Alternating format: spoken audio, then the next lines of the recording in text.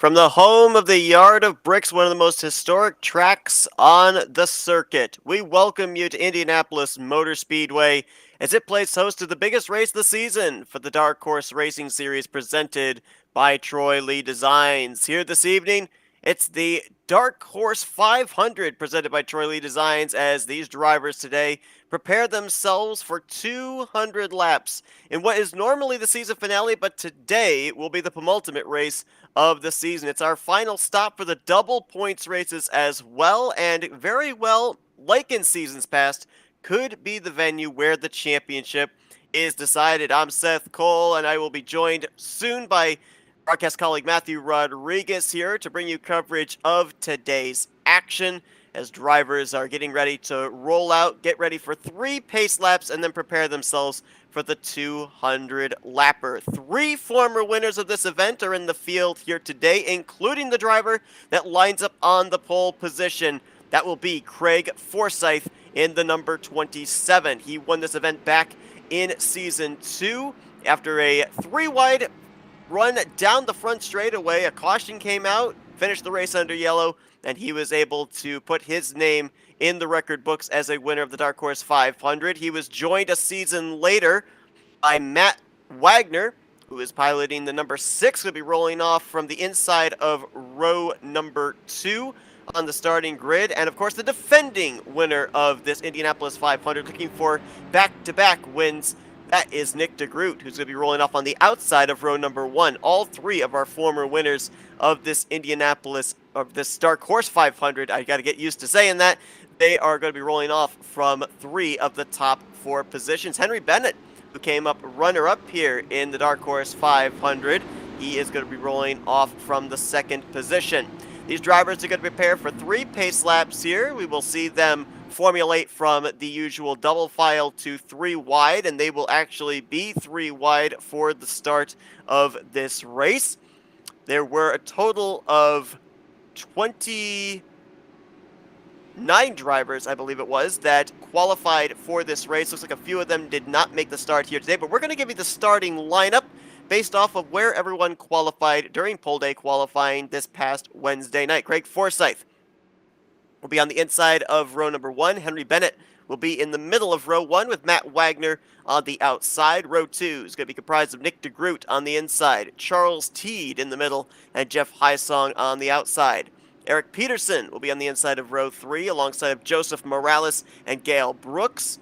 Row 4 finds Jim Herrick, Rick Ravon, the former champion, and James Watson. Yari Brupacher, who came off a great run last week, he is going to be on the inside of row number 5 alongside of Gary Corley and Eric Schaus. Jack Walls, making his first start of his career, will be on the inside of row 6 alongside another debuting driver, Mike Gibson. Then another debuting driver. Debuting drivers to complete row 6 with Tatis McMurray. Jason Hand will be on the inside of row number 7 alongside of Jim Brooks in the middle, and AJ Hobson will be on the top side. Row 8 will find Alec Coates, Joe McAdory, and Nicholas Winook. Benjamin Combs will be on the inside of row 9 with Sebastian Kinder and Ryan Mullis completing that 9th row. And in the final row, Isaac Muck would have rolled off from the 31st position, or correction, that would have been the 28th position, and Justin Newcomb would roll off from 29th. Looks like 25 drivers are actually going to take the green flag here this evening. Now, I mentioned that I'm going to be joined by broadcast colleague Matthew Rodriguez in a few moments. He's got some duties out there on the racetrack right now as he is leading the field around in the Chevrolet Corvette C8R. And he'll be pulling that thing to pit road and then joining me up in the booth momentarily. Let's talk about the point standings coming into this race. As mentioned, the championship is not officially decided when the checkered flag waves here today, as it has in past seasons. We will be racing at Iowa Speedway for the season finale next Wednesday night at 8 p.m. Eastern Standard Time. But Nick DeGroot comes into this race with a pretty commanding lead. 149 points back sits Craig Forsyth. Matt Wagner currently 176 points back in 3rd. Jim Brooks and Gail Brooks in 4th and 5th, 183 and 187 points respectively. Now, not to say, though, that the championship couldn't be up for grabs and in very close proximity when we get to Iowa next week, since, as I mentioned, this is the third of the three double points races. We had the season opener at Auto Club, last week at Michigan, and here today at Indianapolis. If driver Nick DeGroot runs into an issue here today and does not finish high in the field, it's a big opportunity for drivers like Forsyth, Wagner, and both of the Brooks, despite being triple digits back, to be able to gain a huge chunk of points and be within striking distance of Nick DeGroot heading into the season finale. It also gives hope to a couple of other drivers that might be able to be long shots next week, Jeff Heisong and Jari Brupacher, but I feel for those two drivers, they are coming into this race in a must-win situation.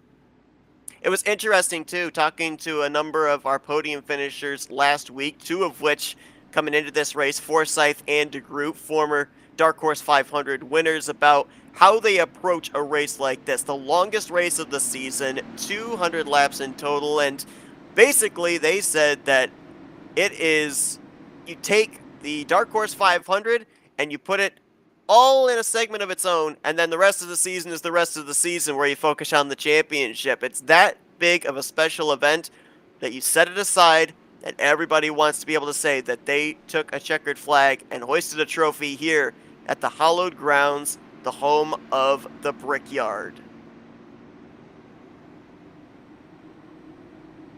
We should see the lights go out atop of the pace car this next time by, which will be the 1 to green signal, and these drivers will be turned loose for what should be an exciting event here today. We have seen in the past drivers with the adrenaline at an all-time high, really anxious to make moves, get the track position to settle in a long green flag run, and sometimes mistakes are made early on.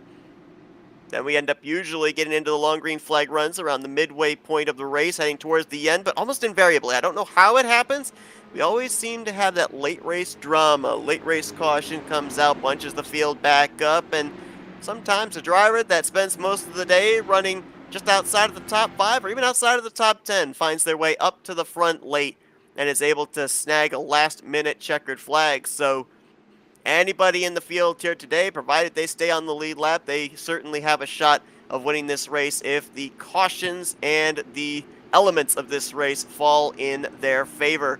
Speaking of an element of this racetrack, let's talk about pit road, because that's going to be a busy place. These drivers here today are going to be able to go anywhere from about 29 to 31 laps on fuel, which means they will be making several trips to pit lane. Now, it's not one of the most difficult pit lanes to get onto, but it certainly will cost you a lot of time if you make a mistake. Sometimes drivers can lock up the brakes trying to get onto pit road, spin the thing around, and invariably, if you carry too much speed and lock up the brakes, you may get pegged for speeding. And much like at a super speedway, mere seconds can cost you a lot of time on pit road, resulting onto the racetrack. And so we will have to see if these drivers can, that famous word that we talk about, it seems like week after week, execute on pit road, because it could be a difference maker into whether you're going to win this race today or not. It appears we had a car on pit road. That was, I believe, the 39 of James Watson, who is now returning back to the racetrack. Not certain what the scenario was there, but drivers are not allowed to go down pit lane under these pacing laps. So we'll see what the end result on that was. Also bear in mind that drivers here today will have the utilization of a faster pair should they need it. So if they run into trouble in the early stages, they do have a mulligan to fall back on, which keeps them in the running of today's race. You will notice that Matthew Rodriguez in that Chevy Corvette pace car quite a ways away, now pulling down to the access road. The reason for that being, as soon as that pace car hits pit road and they come off turn 4, race leader, pole sitter Craig Forsyth gets to go whenever he wants to. It is the race leader's prerogative of where the acceleration zone is off of turn number 4. And then everybody else has to follow suit. It's going to be the most congested you'll probably see drivers here today. 3 wide start all the way back through the field as Craig Forsyth The winner of this event back in Season 2 gets ready to bring them through turn number 4. Henry Bennett and Matt Wagner alongside of him. We are waiting on the 27 to choose when exactly the moment will be. He's going to make them wait here as we head down the front straightaway, getting closer to that yard of bricks. Now through the gears goes Craig Forsyth, and the 5th season Dark Horse 500 is underway at Indianapolis.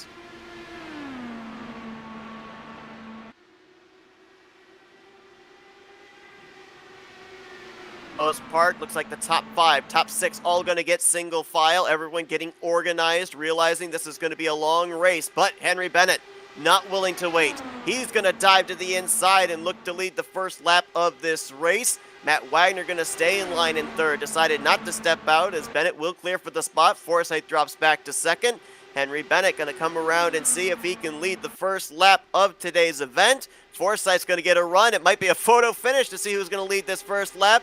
Looks like it's going to be Forsyth by half a car length, officially leading the first lap of the race here today at Indianapolis. Bennett back to 2nd. Wagner slots to 3rd as DeGroot just got around Charles Teed for the 4th position, dropping Teed back to the final spot inside of the top 5. Looks like all 25 drivers did take the green flag, all running up in this lead pack at this point in time, as Bennett back to the inside for that race lead. He will take it. They get awfully stacked up there from 3rd place on back as DeGroot jumps to the outside of Wagner. Teed is there as well. Jeff Heisong on the tail end of this group. You got a group of 6 and another group of about 8 back in pack number 2, running only about 0.8 of a second off of pack number 1 as Forsyth back to the inside. This is something we're going to see all day long as well. These long straightaways enabling drivers to be able to get huge toes, huge runs, and big moves into turns 1 and 3. Just have to make sure you don't make that move too late, or else the driver that you're trying to pass might not be ready and might cut off your nose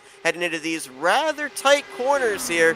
A lot of speed, not a lot of banking for these drivers to be able to lean on, but as I ended up hearing in pre-race from broadcast colleague Matthew Rodriguez, these cars stick down to the racetrack, which allows drivers to have a little bit more stability in making such moves. And I believe actually we now, making the long ascent up here to the skybox from pit road, we've got Matthew Rodriguez here. Matt, it's great to have you here. Obviously, you were able to feel the energy down there in that pace car with those drivers lined up behind you. Doesn't look like the adrenaline slowed down at all here. These guys are ready to go. No, it's really the anticipation, and obviously everyone wants to get going and everyone wants to start winning the race, but you just got to remember, this is a 200-lap event. It will take a while to get to the finish, and a lot of these drivers have differing strategies. You've got some guys in the back trying to ride this thing out. Hopefully they get a little bit of a bearings of the car, and the guys up front like Forsyth, Bennett, DeGroot, Teed, they want to go out and dominate this race. It's interesting you bring up strategy because, talking all about the elements of this race as we've observed it in past seasons, there always seems to be a strategy. But, when I talked to guys like Craig Forsyth and Nick DeGroot, former winners of this event last week, asked them if they had a strategy coming in, they said, no, we're just going to kind of play it by ear. And I think that's what everybody has to do because if you think about it, this type of race, it's never going to be the same season after season. Absolutely. And it just a little bit changes where there's things that you can learn from previous seasons, like how the car handles, how the draft works, things you can carry over from even the IR18 to think about the Dallara 09, how that car drives, and it's so different. But there's always variables like, hey, it's the temperature outside, the humidity, how much grip this track has, and again, even the people around you, it changed so much.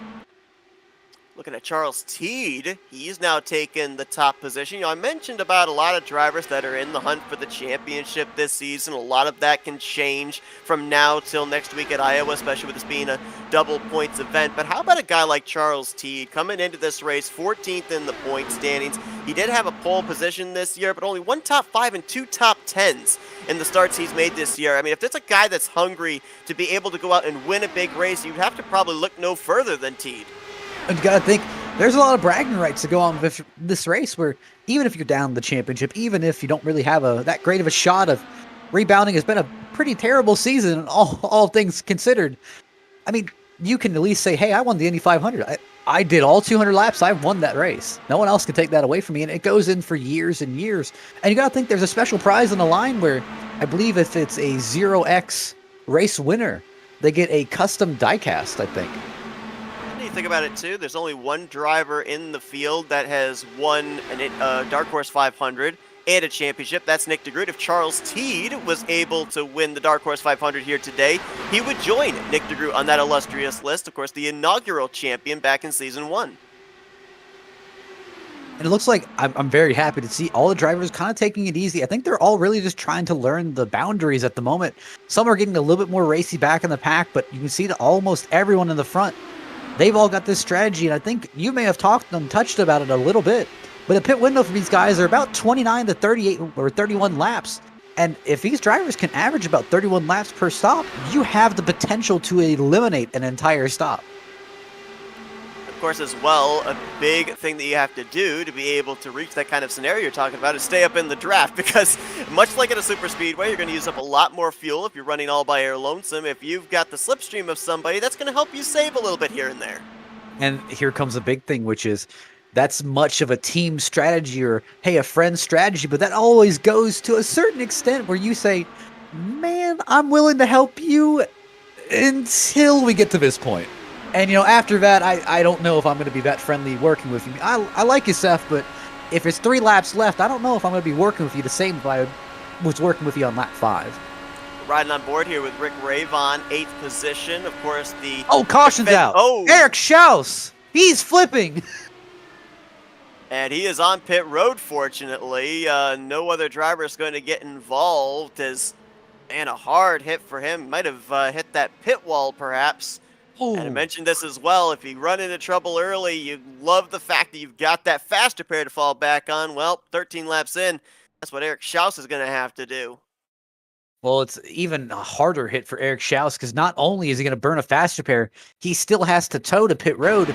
Now, you may be saying, hey, he wrecked on pit road, so he shouldn't have to tow that far. Still, that's about 30, 40 seconds of a tow. And that's 30, 40 seconds easily can put you a lap down. And if we don't get that many cautions, that can be extremely hard to claw your way back.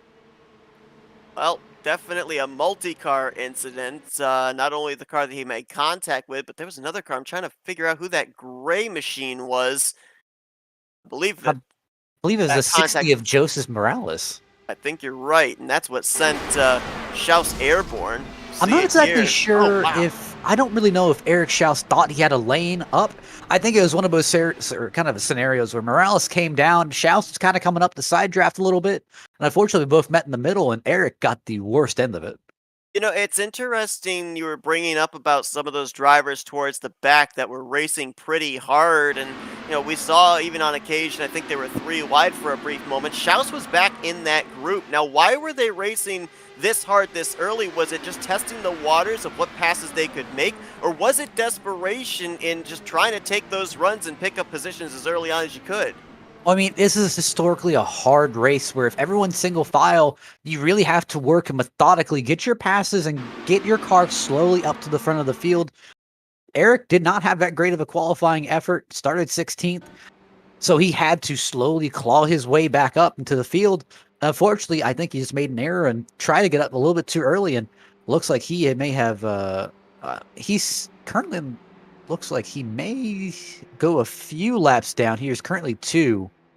So I'm not sure if he's going to go one more down, but obviously a tough break. There's still a long race, so he can still claw his way back in there. Yeah, I'll let you follow up on this. It looks like, at least on my telemetry, like he may have already called it an early day, which surprises me, especially since he would have had that mulligan to fall back on. And, we mentioned as well that, usually in this race in the past, we've had some early yellow flags. So even if he had lost a lap, having to wait for that tow to be able to take on that faster pair, more than likely would have gotten a lucky dog to get him back on the lead lap before this race was over. I will admit, the sight of seeing the pit wall suddenly in my vision may have scared me enough where I would have alted F4 out of the session. However, I do see Eric Schaus has connected back. I don't know if he's loaded back into the session, so we're going to have to kind of wait and see on that, but definitely hope he gets a chance to come back out and run a few more laps. So we ran about 12 laps under green flag conditions there. Well, actually, no, correction. It would have been, 9 laps if we count in also the pace laps there at the initial start. Everybody came to pit road with the exception of Jari Prupacher, and everybody came down and took on tires. So what does that say to you? Are these drivers feeling that with the slick conditions out there, that grip is at an optimal high, that you definitely need to come down and get that extra set of Firestones? Or is this driver is basically just saying, all right, you know what? I don't want to test and see what it feels like on slicker tires. I want the stability. See, I find that in direct opposition to what I was hearing earlier, where on a one whole fuel cycle run, they were only getting about 96% of rare. So we still had really great tire wear. They could actually double, maybe triple stint these tires. I think right now it's just, hey, we have the opportunity. Everyone's going to come in. Might as well just go throw a set of new tires on it and kind of open up our options for later.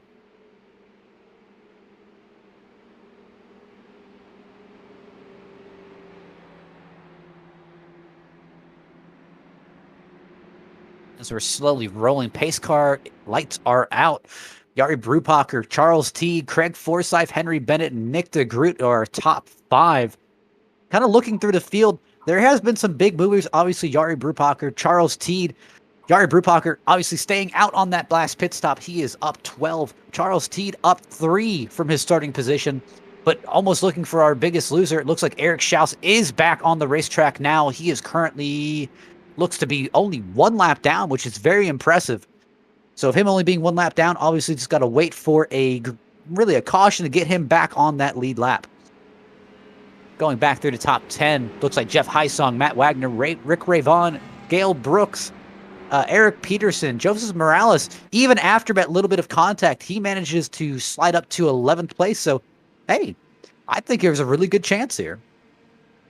Interesting that a number of drivers that were towards the back moving up to the front, you have to think maybe a little bit of pit strategy coming into play there. And that's the thing too, we've seen this in the past as well, that you wouldn't necessarily think it at a track as big as this and how you see drivers get runs, but this is really a track position type race, just in the fact that it is so difficult to be able to make multiple passes in a short span of time. Usually you spend 5-6 laps just preparing yourself to make a pass on one driver per position.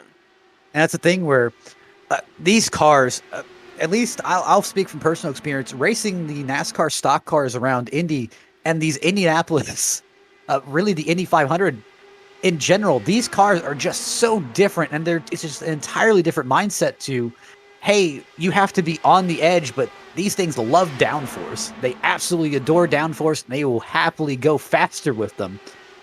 And these are so much harder to pass because if you have the guy in front of you, you really have to work to try and intimidate the guy, maybe get him a little bit out of his lane, because these cars, they are on rails. They don't make mistakes. It's really always driver error. It's got a little interesting around the 5th position. Nick DeGroot, Rick Rayvon, Jeff Heisong in that mix. They were almost 3 wide down the front straightaway. Rayvon thought better of it, tucked back in line. They've got Matt Wagner there with them as well. Let's focus on Nick DeGroot for a moment here. I mean, obviously a former winner of this event. More importantly, though, coming into this race, he is your current points leader, 149 points over his next competitor, Craig Forsyth. It's kind of a balancing act today here for Nick DeGroot. He's said it. Any race he's in, he wants to go out there and he wants to win. But it's a double points race as well. Last thing he wants to do is run into trouble not once but twice, use up the faster pair, finish way back in the field, and then find himself in a scenario where he has to defend the championship next week. If anything, I almost wonder if he would be willing to, finish in a 2nd or 3rd position, secure himself the championship here today, even if he had a shot of winning this race. Honestly, Seth, I'll go back to something that was said a few weeks ago in a different league, where almost it seems like instead of trying to change your strategy for a race, that's typically when people start getting in trouble, trying to do something different, trying to do something a little bit outside of our normal comfort zone of, hey, I need to go points racing. I don't normally go points racing. Let me try to save. And that's where typically mistakes happen, wrecks happen, and you get yourself into a hole. I think Nick DeGroot just says, you know what? I'm not even going to go out and worry about it. I'm just going to go out and run the race like I normally do. If I win, I win. If I lose, I lose. Just don't wreck. It's that mentality that I was talking about that really I think a lot of the drivers have adapted. We obviously focus on the fact that this is a race on the schedule, points on the line, championship on the line. These drivers go out here and kind of treat this as a special event. Absolutely. We have a lot of non-Dark Horse regulars in here. Or regulars that usually run the IR18 Area 51 series, that, hey, they had a Saturday free and they really want to come out and run this event. And even race officials are stressing this in drivers' meeting that, hey, while this is a special event to some, this is still part of the series, and there is still guys going for championships in this series that we really need to be observant of. We need to be careful. Don't race them too hard. Obviously, don't pull a slider that you kind of, or if it's not going to work, and take out the entire field. And you bring up those drivers that, we normally don't see week after week. A couple of them running outside of the top 15 right now. McMurray, Walls, Gibson. Not only are they drivers in the field here today that we could see as a, and I'll put this as a pun, a dark horse by the end of the day, being able to pick up the victory in their first start, but also those are positions, those are points that are out there. If you consider the fact that we've got these one-off drivers out here, there's about, 6, 7 positions up for grabs that normally wouldn't be there on a weekly basis that could play a big difference into our championship picture next week, depending on what happens with our top 5 drivers in the point standings. And then you also have to think about that whole Nick DeGroot scenario a few laps ago where, hey, there is big gain here where, again, my competitors, they could wreck out. They could finish 25th. They could be all the way down the order, and I have a huge advantage. But also, hey, in that flip side, if I end up wrecking this race, if I'm Nick DeGroot, that's like 24th place. I've just lost a whole ton of points. Let's say my next championship rival wins this race. I'm in trouble.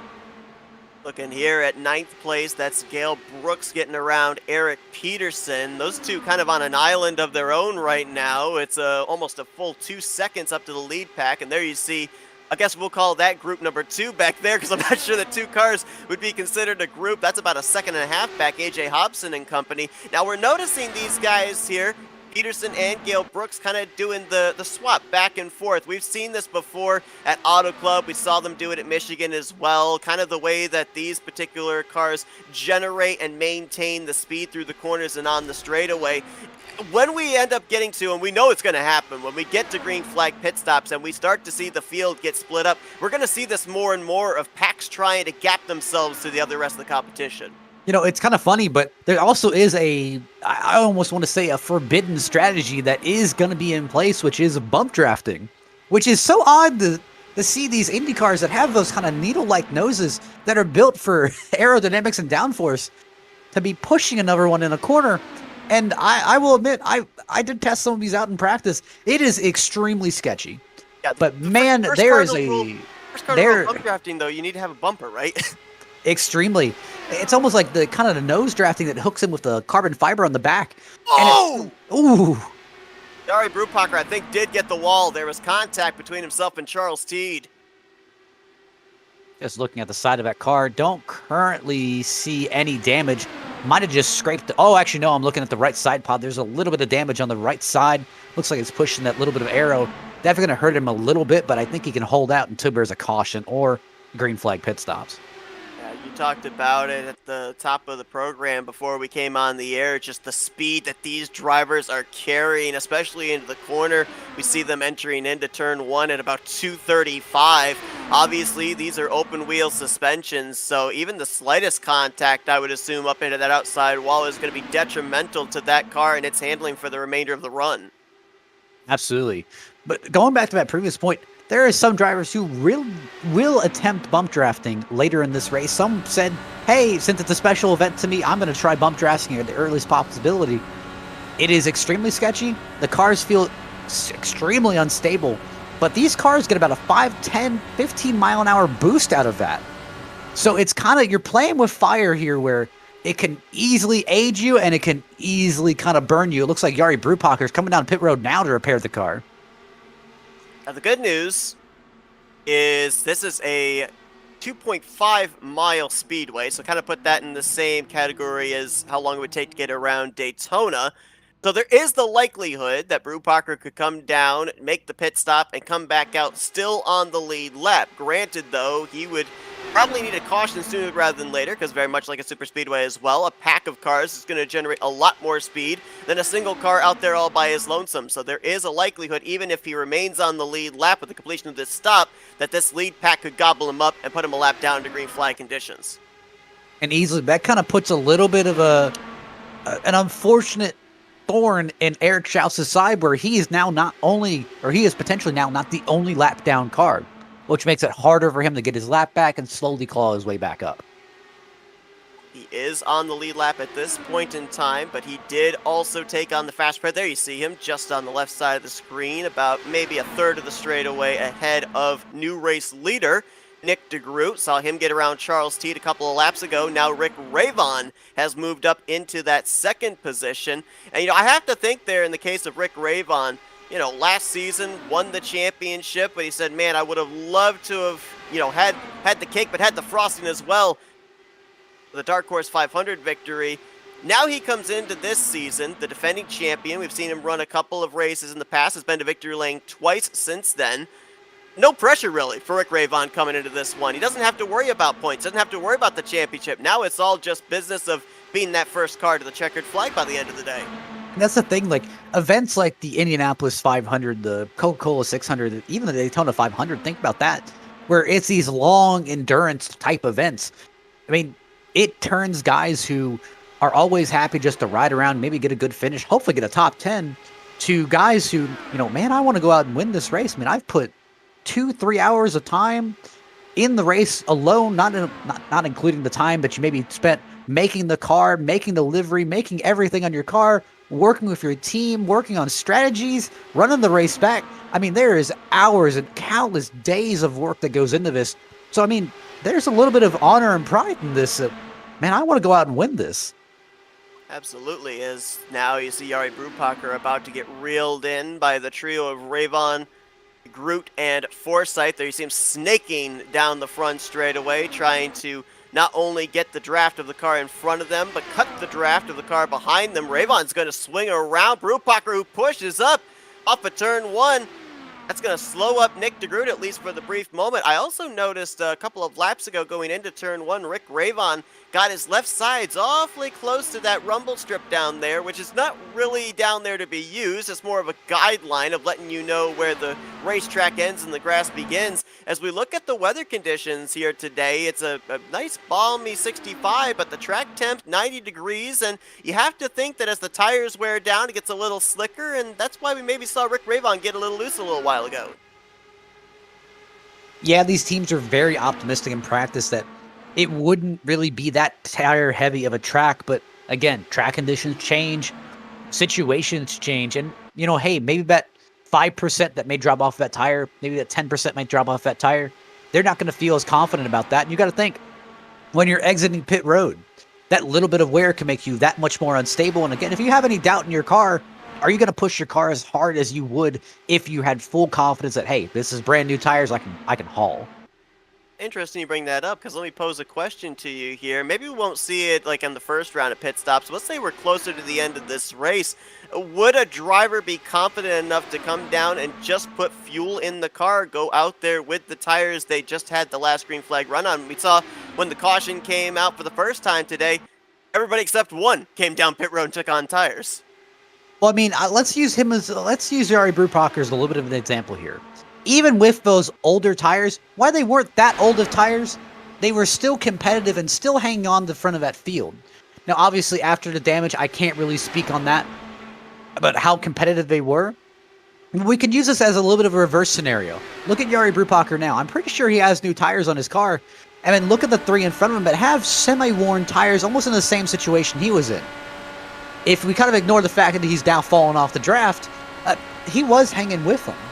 So we can kind of use that idea that, hey, maybe if we double stint these tires, they're not going to be as bad as, hey, what we thought they would be. We're not going to fall off that heavy.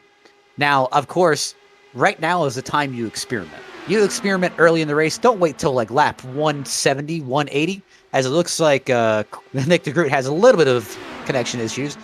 But don't wait till that final few laps to start testing it, because at that point it's just a desperation move, and you're just hoping for the best. A great point. We got someone diving onto pit road, it looks like, back there. I think that's the 90... No, it's the 7 of Gary Corley and the 10 of Alex Coates. Now, this is about 20 laps into this run. Little early for these guys to be coming down, or is this maybe a back-to-front type strategy, working the race from the checkered flag back to the green flag? It could always be. I know of people who end up trying to work the races from back to front, and Again, you just have to be flexible with your strategy, where if you identify something's not going to work or you're really iffy, you need to make that call immediately that it needs to be changed. As you see Nick DeGroot slowly shoot down pit road. Looks like he has no friends other than Joseph Morales.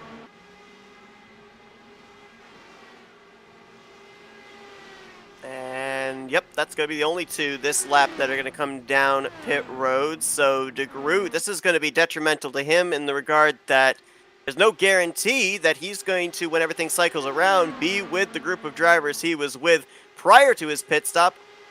And he could find himself really all by his lonesome, and we've already documented the problems you run into when you have no drafting partners turning laps here at a track as big as Indianapolis. Rick Ravon, Craig Forsyth going to stay out longer. Henry Bennett staying out longer as well. Kind of wondering what the call was there on Nick DeGroot, because again, for most of these drivers that we've seen come to pit road in the last lap or two, this is about, what, 10 laps sooner than we expected them?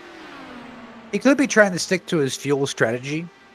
Of again, these drivers kind of have that 31 laps kind of circled in their head that, hey, we at least need to average this. Currently, it's 36 laps into this event.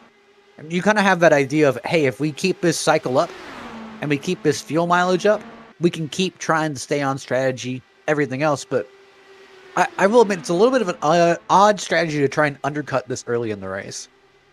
We've had a total of about 9 drivers that have come to pit lane here. Oh, we got a car in the wall!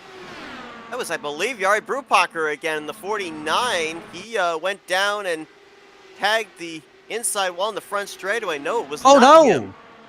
Joseph Morales is out of fuel. That's why Jari Brupacher had to swerve so suddenly to avoid him. We talk about Morales coming down pit lane on the same lap as Nick DeGroot. I'm not certain how that car wouldn't have taken on any fuel. Our telemetry says that he did complete the pit stop, so he's on the back straightaway right now. There's no way, I don't think that car is going to be able to coast back around, currently under 60 miles per hour. We may end up seeing a full course yellow here. Currently, it sounds like he has no engine power. I'm wondering if he maybe potentially cut the ignition and he just lost the ignition, or again, it could be, like you said, out of fuel, but it is an oddly long pit stop to not take fuel. Got another car coming down pit road for a second time. Mike Gibson in the 5. He was on pit road about 2 laps ago and now back down pit lane again. Maybe a potential pit road speedy penalty for him, making his first start of the season one of those one-off drivers. Believe it or not, he's out of fuel. That's 2 fueling issues in the last 2 laps. Quite the mystery there, quite the conundrum, because both of them, according to what I saw, said that they made a full-length pit stop. So, yeah, very weird. That is something you got to kind of keep an eye on, where I wonder if those guys were only expecting or set up for another yellow flag, but even then, I don't know why you wouldn't take fuel. That is weird. It's going to put Mike Gibson 2 laps down. Joseph Morales still on pit lane. He just got put a 4th lap down. And if you're Eric Schaus, we talked about the issues he had earlier, the wild ride off of turn 4. He was, at that time, the only car 1 lap down. There's 5 other drivers that are also 1 lap down, and Schaus is not in the free pass position as things run right now. Jari Brupacher is in 18th place, so if we were to get a caution, Schaus would not be in the free pass spot. That's why I tell you, this is a tough race. And it's really a race where, hey, if things are going bad, it usually continues getting worse. And it just piles on. So it's kind of one of these scenarios that he needs to kind of hang tough, hope for some cautions, hope for some luck to kind of fall his way. Like Morales is returning back to the racetrack now. He will be at least 4, maybe 5 laps down as we watch this battle here. Things getting wadded up from 5th place on back. That's where Matt Wagner, Gale Brooks, Charles Teed are in the vicinity. AJ Hobson's right there as well. Eric Peterson's in this mix. So, you know, if we're looking at a group of drivers kind of trying to one-up each other, heading towards this completion of green flag pit stops, this might be the group to look at. Racing unusually hard for 5th place, but again, Indy 500. Gotta take everything you can get. Rayvon, Craig Forsyth keep going back and forth. There's just so many similarities from Dark Horse 500 to Dark Horse 500 season after season. This is something that we see all the time as well. Driver running in first, gets passed by the driver running second on the back straightaway. Then next time by, it's the do-si-do. Another driver goes to the front. Then it's the same thing on the next straightaway. And it's interesting when you talk to drivers after the race, you ask them, what was that all about? Were you sizing up the competition? And it's just, no, just out there having some fun. I mean, you got to do, I will admit, with it being such a long race, you have to keep yourself mentally aware and really entertained. Well, you'll notice yourself doing weird things just to have fun, just to laugh. And I think that's one of those things where you got to kind of keep yourself entertained. You got to keep your mind active and ready. So, hey, having fun with another driver, just playing around, trying to pass him, that keeps you aware, that keeps you alert. Saw that bright yellow 89 there on the bottom of your screen. There he is on the left side of the screen, Nick DeGroot. Right now on the tail end of the lead lap. He has picked up another car to draft with, but he's only running maybe about 8, 9 car lengths ahead of the top two, who would love nothing more than to put him a lap down. Now, granted, DeGroot's already made a pit stop. These two still have to head on to pit lane, but that would beat some track position. Those two would gain on Nick DeGroot before they make that pit stop, and really could translate to having Nick DeGroot quite a ways back from the race lead. After everything cycles, is Eric Peterson, 36, going to come down pit road this time. It sounds like Rick Rayvon is also going to follow down pit road this time. Same with the 63. Justin Newcomb was on pit lane this time. Ryan Mullis just hit pit lane also. This is around that fuel window we were talking about. These drivers here about to come around and complete their 30th lap, the race leaders, as Rayvon dives it on to pit lane, and we'll probably see a number of others of our top 10 coming down this lap also. You got to think the wheels are turning on the strategy end, where everyone's just trying to run through their head. How am I going to run this race and try to blitz everyone, maybe on fuel strategy, maybe not taking tires, so on and so forth?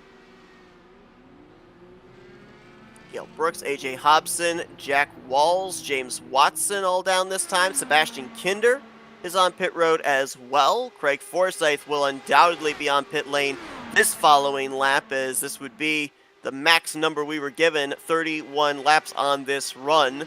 We're waiting for him and another 6 drivers to come down pit lane. Here comes the race leader. I'm honestly not really seeing people deviate from that number too much. And that's kind of concerning and kind of confidence-raising, where you know the data is correct, but you're a little bit concerned saying, oh man, I wish the data was a little bit off so I could have made it more laps and I could have surprised myself. Interesting here. Talk about drivers stretching it. 2 drivers going to go an extra lap. Matt Wagner and Jim Herrick will now be first and second. They'll be the last 2 that we'll see come onto pit lane. What do you think? That 1 extra lap going to be important in the closing stages of this thing? Never say never. That's all I'll say. I've ran out of fuel enough times to know that 1 extra lap can make all the difference. Well, Matt Wagner won this event back in Season 3, so obviously we're seeing varying strategies by the 3 defending winners. We saw Nick DeGroot, short pit. Forsyth came in on the number we expected, and Wagner went an extra lap. So 3 former winners of this race, 3 entirely different varying strategies. It looks like Rick Rayvon will be coming around and being the race leader when all is said and done. Forsyth will more than likely be second. It looks like Nick DeGroot will come out in the 3rd position, but he'll be under fire from Henry Bennett. You talk about drivers having determination and motivation in a race like this. How about Bennett? Runner-up finisher in this event twice, back in both season 3 and last season, season 4. So this is a guy that's been twice a bridesmaid, never a bride. Obviously here today, I think he's looking for a little bit of redemption. And I'll say those second places hurt more than anything else. And as much as you say, oh, I mean, at least I'm finished second, that doesn't really make up for the whole fact of, man, I just did 200 laps and I was so close to victory and I finished second. You want that win worse than anything else. If I recall correctly, I believe that Henry Bennett, when he finished runner-up back in Season 3, he was one of the one-off drivers. Last year, though, he ran full-time. Not only finished runner-up in the Dark Horse 500, but also finished runner-up in the championship standings as well. So a bit of a double whammy for him this season running as a one-off driver once again, as he's still trying to reel in Nick DeGroot about a half second back. Cycle around, Forsyth the leader, Rick Ravon in second, although that seems to change just about every straightaway. They've got over 3 seconds back to DeGroot in third, Henry Bennett in fourth, Matt Wagner right now in fifth. Give a call to AJ Hobson. You know, I think he kind of set out to make me a liar in the beginning stages of this race. I said it's so difficult to pass. Well, he started 20th, and he's up 15 spots, now just got by Wagner to the 5th position. You know, I'm just sitting here thinking about Henry Bennett. Henry Bennett's biggest issue was either he was finishing second or his internet was letting him down. That's true. That is very true. Well, as of right now, things are looking good as we are. Better go find some wood here in a moment. You better. We're about a quarter of the way through this race. Craig Forsyth, Rick Ravon continue to battle for the race lead in the Season 5 Dark Horse 500, presented by Troy Lee Designs. We're going to step aside for a quick commercial break. You're not going to miss a thing. We're going FRN side by side. Welcome, race fans. This is Paul Page, the voice of IndyCars. And today we're excited to present another IndyCar event brought to you by the Dark Horse IndyCar Series. From the Unzers to Mears, Foyt, and Andretti, now it's Corley, Peterson, Davies, Gardner, and Teague. You can expect high speeds, incredible wheel-to-wheel action, and intense drama that you could only get in an IndyCar. So sit back and enjoy your favorite drivers from all over the world take the track. Dark Horse IndyCar drivers, start your engine.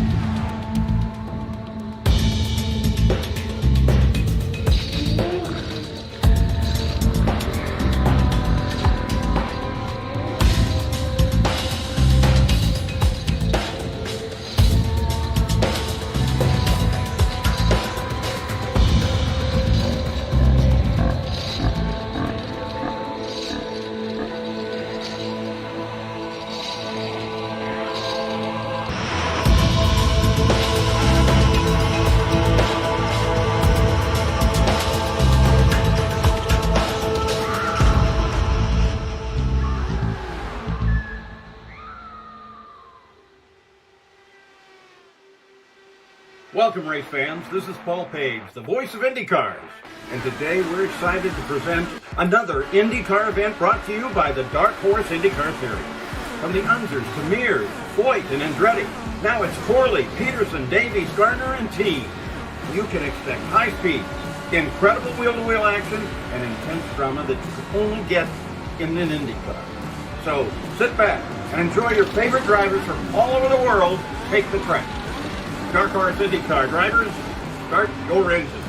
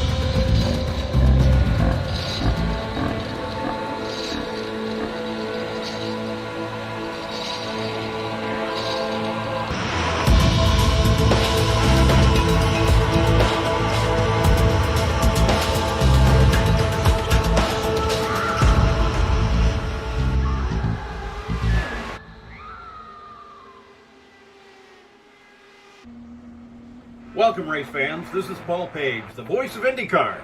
And today we're excited to present another IndyCar event brought to you by the Dark Horse IndyCar Series. From the Unzers to Mears, Foyt, and Andretti, now it's Corley, Peterson, Davies, Gardner, and Teague. You can expect high speeds, incredible wheel-to-wheel action, and intense drama that you could only get in an IndyCar. So sit back and enjoy your favorite drivers from all over the world take the track. Dark Horse IndyCar drivers, start your engine.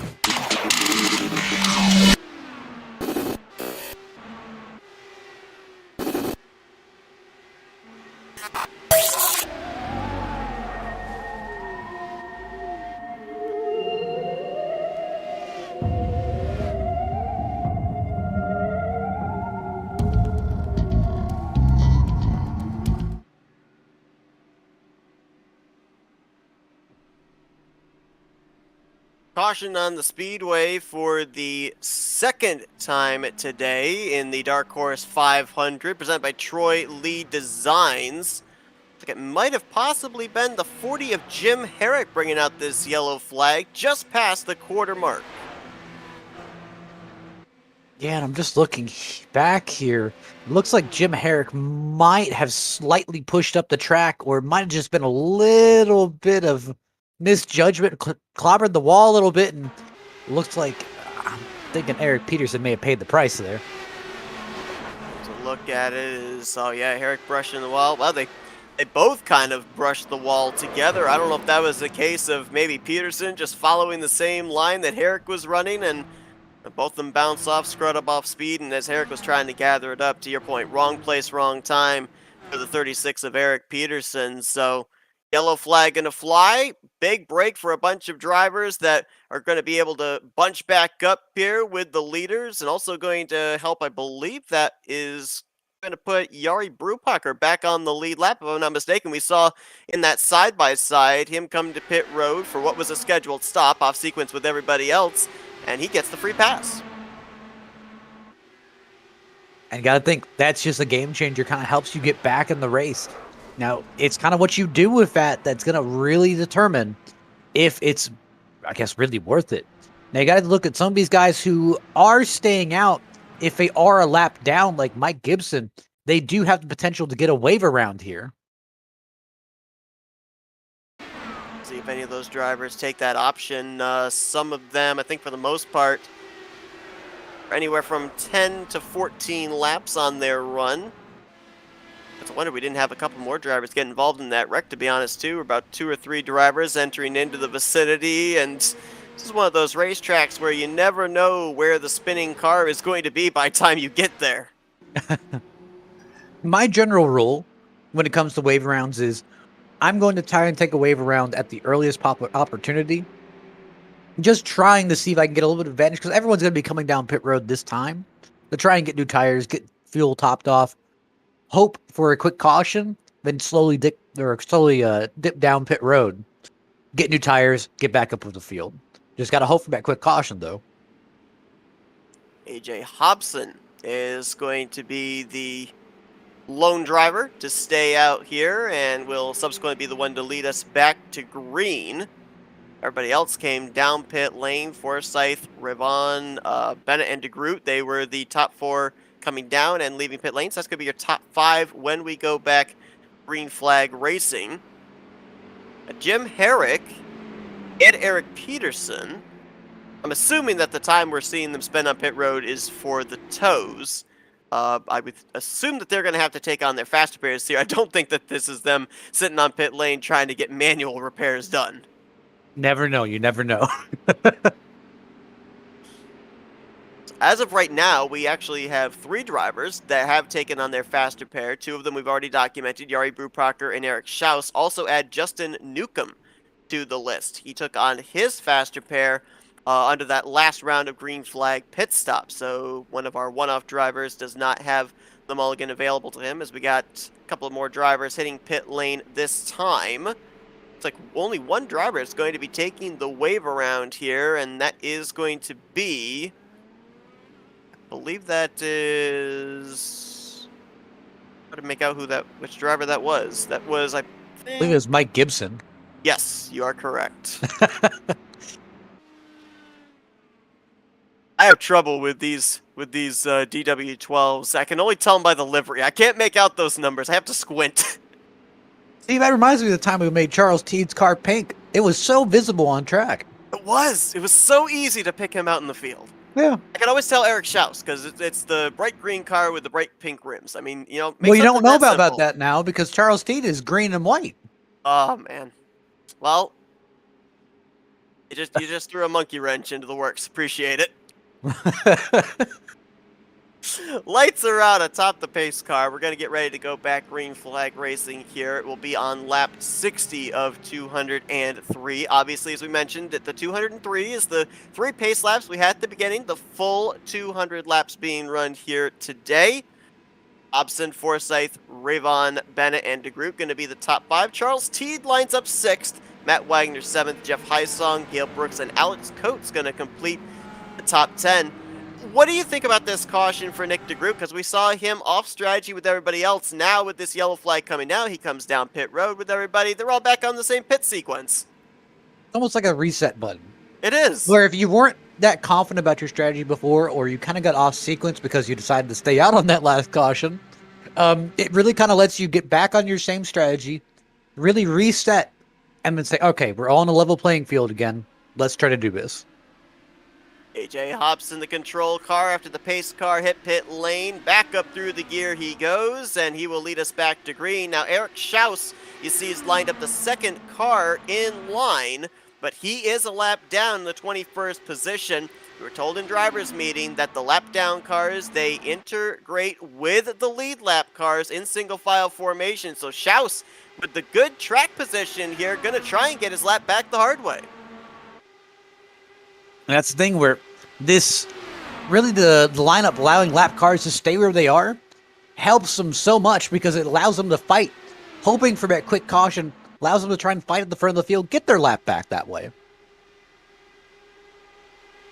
Hobson's not going to give up, though. Going to battle back to the inside as we drop back to the second place battle. Rick Rayvon getting around Craig Forsyth. Henry Bennett right there as well with Nick DeGroot and Charles Teed.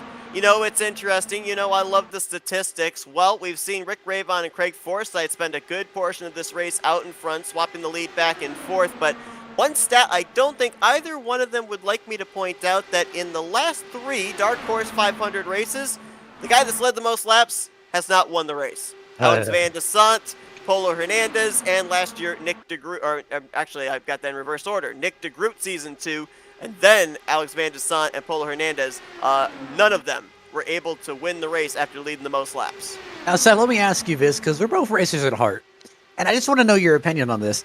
But having you being the leader, which I know it's a hard thing to imagine, but you being the leader of a race and having to deal with a lap car fighting you constantly, and it's not even for position, trying to get that lap back. I mean, what kind of mindset does that put you in? And I mean, how do you respond to it? I know some drivers who will respond, get out of my way, but some drivers welcome it and even will look at that lap car and say, hey, man, I could take you as an advantage because we are a 2-car tandem here. We can just keep pulling away from his field. I think that second option right there hits the nail on the head. It's not like Eric Schaus is several miles per hour off the pace and holding AJ Hobson up. If anything, he is an ally right now to the 63, allowing him to be able to do that back and forth, keep the momentum up. And we're even seeing that second place battle between Rick Rayvon and Craig Forsyth stifle their opportunity to be able to reel in AJ Hobson. So if anything, I think right now, what we would consider battling from our perspective, this is actually aiding AJ Hobson in holding the race leader. Remember too, he's out there on older tires, so that gives him a little ace in the hole as well of holding those fresh Firestones at bay. And that kind of also shows you how strong these older tires are. We're making literally go toe-to-toe with the brand new tires and still be competitive. I know it's stock cars versus open wheel cars, but we've made a lot of parallels here today to super speedway racing. And another way that it could be likened to super speedway racing is if you've got a lap machine that's up to speed, they could be what we call the proverbial X factor, be that one thing that could help you have the advantage and maybe eventually go on to win the race. I mean, you got to look back at Michigan too, where Michigan was so highly contested, and really Michigan was much more of a high blood pressure race than this, just because of that banking in the multiple lanes. But Indy is a lot more of a challenge where, hey, there is that one preferred lane that is strong, and you can make runs other places, but you have to set them up. That's really why we don't see a whole lot of side-by-side battling in the corners. Usually the driver that runs really, really low, pushing up. The drive that runs really high, having to try and arc it off the corner. And usually we see two drivers want the same piece of real estate, leading to carnage. That's why really we're seeing most of the passes for position taking place on the front and back straightaway. I don't think anyone's going to be brave enough to try the corner pass yet. But you got to think, when it comes down to the last few laps, that dive bomb is going to be the most vital part of this race and easily can take someone out of the contention for this.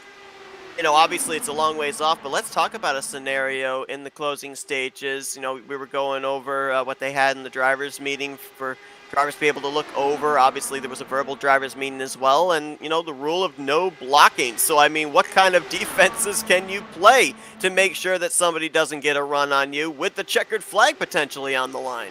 Yeah, that's one thing they really wanted to point out, which is weaving the break the draft is okay, but blocking is not.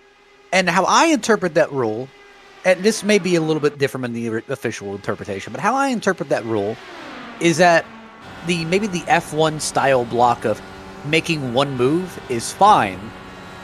Making that double move and coming back across their nose after we've already made the evasive maneuver, that's not. Where I understand coming down from that initial block and trying to stop a run, but doing that quick cutback, I don't see that. One thing that I love with these camera shots we have is being able to see what the driver sees, that steering wheel, that panel, especially when we're at the high-speed racetracks like Michigan last week and Indianapolis here today, kind of seeing what the strategy is as far as the gearing that they run in. And, you know, we saw back during the side-by-side, we were on board then with Craig Forsyth and saw him for the most part in 6th gear. Just moments ago when we looked at him, he was in 5th gear as soon as he got passed by Rick Ravon back up to 6th gear. So we're even seeing strategy in terms of trying to get that optimal straightaway speed and then swapping over to the draft gear to save some fuel. All right, now here's the second thing I want to throw at you.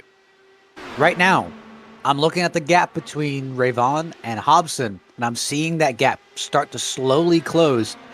Now, is this the point where you start getting frustrated about lap car? Or do you say, okay, this is fine, it's bound to happen anyway?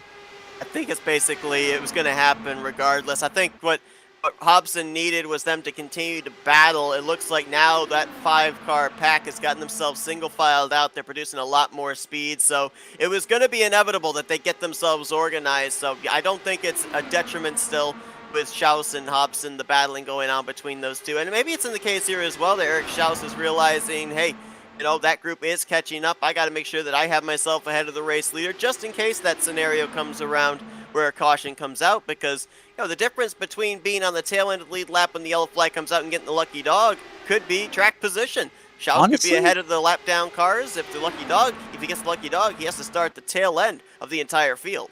If I was AJ Hobson, I'd honestly just tuck up behind Eric Schaus and just start trying to save as much fuel as possible, trying to make it to the end of this race. Now, I mean, you got to give props to Eric Schaus. I think really if his caution comes out, he will be a force later on in this race. And I think maybe, too, if you look at it, Eric Schaus and AJ Hobson working together, and I think it's a mutual working together because those two are more than likely, based on the numbers, going to have to come down pit lane together somewhere in the next 5 to 6 laps. Just looking pretty much the entire top 10, or sorry, my apologies, the entire top 6, really kind of in that solid line. Just looking back through the little bit of a field, Jeff Highsong and Matt Wagner currently looks like Wagner is a lot faster than Highsong. Highsong just ended up letting him by. Got some battles outside the top 10 as well. James Watson and Pattis McMurray, they are battling right now for the 12th position. Remember, James Watson was on pit lane during the pacing laps. We weren't really certain what was going on with him, but nice recovery is just a couple spots outside of the top 10. What a slide move there, though. That was close. Ravon is really pushing his luck here on the top 4. He is just trying to get up there. Schaus trying to hold the bottom. We were talking about them not being all that brave going side by side through the corners. Well, how about double wide 2 rows deep? I mean, here's the thing. You got to look for some of the people who don't have anything to lose in this championship. And Rick Ravon's one of those guys who, at least in my opinion, I don't really think he has very much to lose here. No, not at all. He's got 2 victories this season at Richmond and Michigan, back-to-back victories. Of course, not in the hunt for the championship. Is only driven in the last 4 weeks, if I remember correctly. So he's just out there trophy hunting. And it's on the flip side, the driver making the move on him, Craig Forsyth. He's trying to do everything he can, get every point he can, get it doubled to reel in Nick DeGroot, make it a championship battle by the time we get to Iowa next Wednesday. He's got to keep pushing him, and it really puts the heat on Nick DeGroot to potentially force him into situations where he shouldn't be in, and potentially make him make moves that he shouldn't make, or at least isn't advisable to make. And it looks like Eric Schaus will be coming down pit road this time, so a tough break. Unfortunately, cautions did not fall in his way. It's like maybe the 63 of Hobson's coming down this time as well. Nope, he's not. He was awfully low there through 3 and 4, so I thought he might be coming down with Schaus, but he will stay out in the 3rd position. Eric Schaus was going to be in the free pass should we have gotten a yellow. Now he's going to lose that spot to Eric Peterson, who will now move up to the first car 1 lap down. It's interesting, too. You know, we saw how the green flag pit stop cycle had several drivers trapped a lap down. I think we had only 18 drivers, 17, 18 drivers on the lead lap at that point in time when the caution came out. Now we've got 20 drivers on the lead lap here, and we've got 3 drivers that are only 1 lap down. Yeah, so it appears like AJ Hobson will be coming down this time, which kind of puts a troubling trend up, where it looks like these drivers are only really able to make it at 29, 30 laps instead of at 31 that we were originally predicting. Now, again, AJ Hobson, he was racing in clean air, which could have, obviously reduced fuel economy, but the kind of point still stands where right now we're kind of on the south end of the 30s. We're not really in that 31, 30, possibly 32 era that we need. So what was the difference between seeing Hobson only make it 29 laps and seeing drivers like Jim Herrick and Matt Wagner be able to go as far as 32 laps when we had the green flag pit stops? And I really think it's mindset where AJ Hobson was trying so hard to get past Eric Schaus that entire run that he kept darting the car down, trying everything to get by him. But when you try everything to get by him, you are now punching the hole through the air, which unfortunately makes you use more fuel, reduces your fuel economy, makes more drag. And at the end of the day, that's going to hurt you more. So realistically, they just outsaved them. Charles Teed had a big moment last time out of turn number 4. That car pushed up, almost got the outside wall, and spent a good 2-3 car lengths just trying to gather that thing back up. Subsequently, you see he has lost touch with Nick DeGroot and Henry Bennett. That was a 3-way battle for 3rd. It's now turned into a mano-a-mano. It also looks like Gary Corley may have tapped the wall here just a few laps ago. I heard him come over the radio, said that he might be a little bit slower, of a little bit more damage. I'm not seeing a ton on his car, so imagine it's just a little bit of a tap, but obviously that's one thing that plays in the driver's mind where they don't have the camera angles that we have. They can't see the side of their car, so again, you got to think, if I run this thing into the wall at 220, I'm expecting the worst. I'm expecting the whole right side to be torn off of it. The feeling out process for the drivers, trying to diagnose it themselves of how it's going to affect their car for the remainder of the run. Corley, though, having a solid outing in the 8th position. That's Alec Coates just behind him. So that is the ongoing battle inside of the top 10 is up ahead of them. Got some slicing and dicing. Jeff Heisong actually made such a darting move to the inside on the camera shot that we had. I thought he was spinning down pit road. To be honest, the big thing that really plays against these drivers, it really is themselves. I mean, you got to think, your mind plays up this damage 10 times more than it probably is. You might have just scraped the wall just a little bit. And I noticed back there, it looks like Henry Bennett may have gotten the wall too. But your mind plays up this damage so much that it'll probably, your mind will think, oh, this doesn't feel right. This feels weird. I don't know what this is. When it probably is just something simple as tire wear. It is going to make the pass, though, on Nick DeGroot. And with those two battling, that has brought Charles Teed back into the mix. It's interesting, too, when you notice these drivers doing the swapping of positions. They'll tell you that that's how, in these DW12 cars, that's how they generate the speed to try and gap themselves to the rest of the competition. One would normally think, well, why don't they all just run nose to tail? Wouldn't that keep the speed going and keep the draft going better? Well, no, they really can't do that with these cars. They get such a run that if you get up that fast to somebody's back bumper, I know you've brought up the possibility of bump drafting, but considering the fact that there's about 5 miles per hour difference speed between the car that would push and the car that would be pushed, that's not really advised. Absolutely, and I've just noticed Jari Brubacher, he has been slowly working his way through the field after getting that lap back. Right now, he is riding around 11th. He is currently trying to chase down the rest of the field, but right now I think he's hoping for a caution, maybe re-rack him, get him all reset back so he can start working through him again.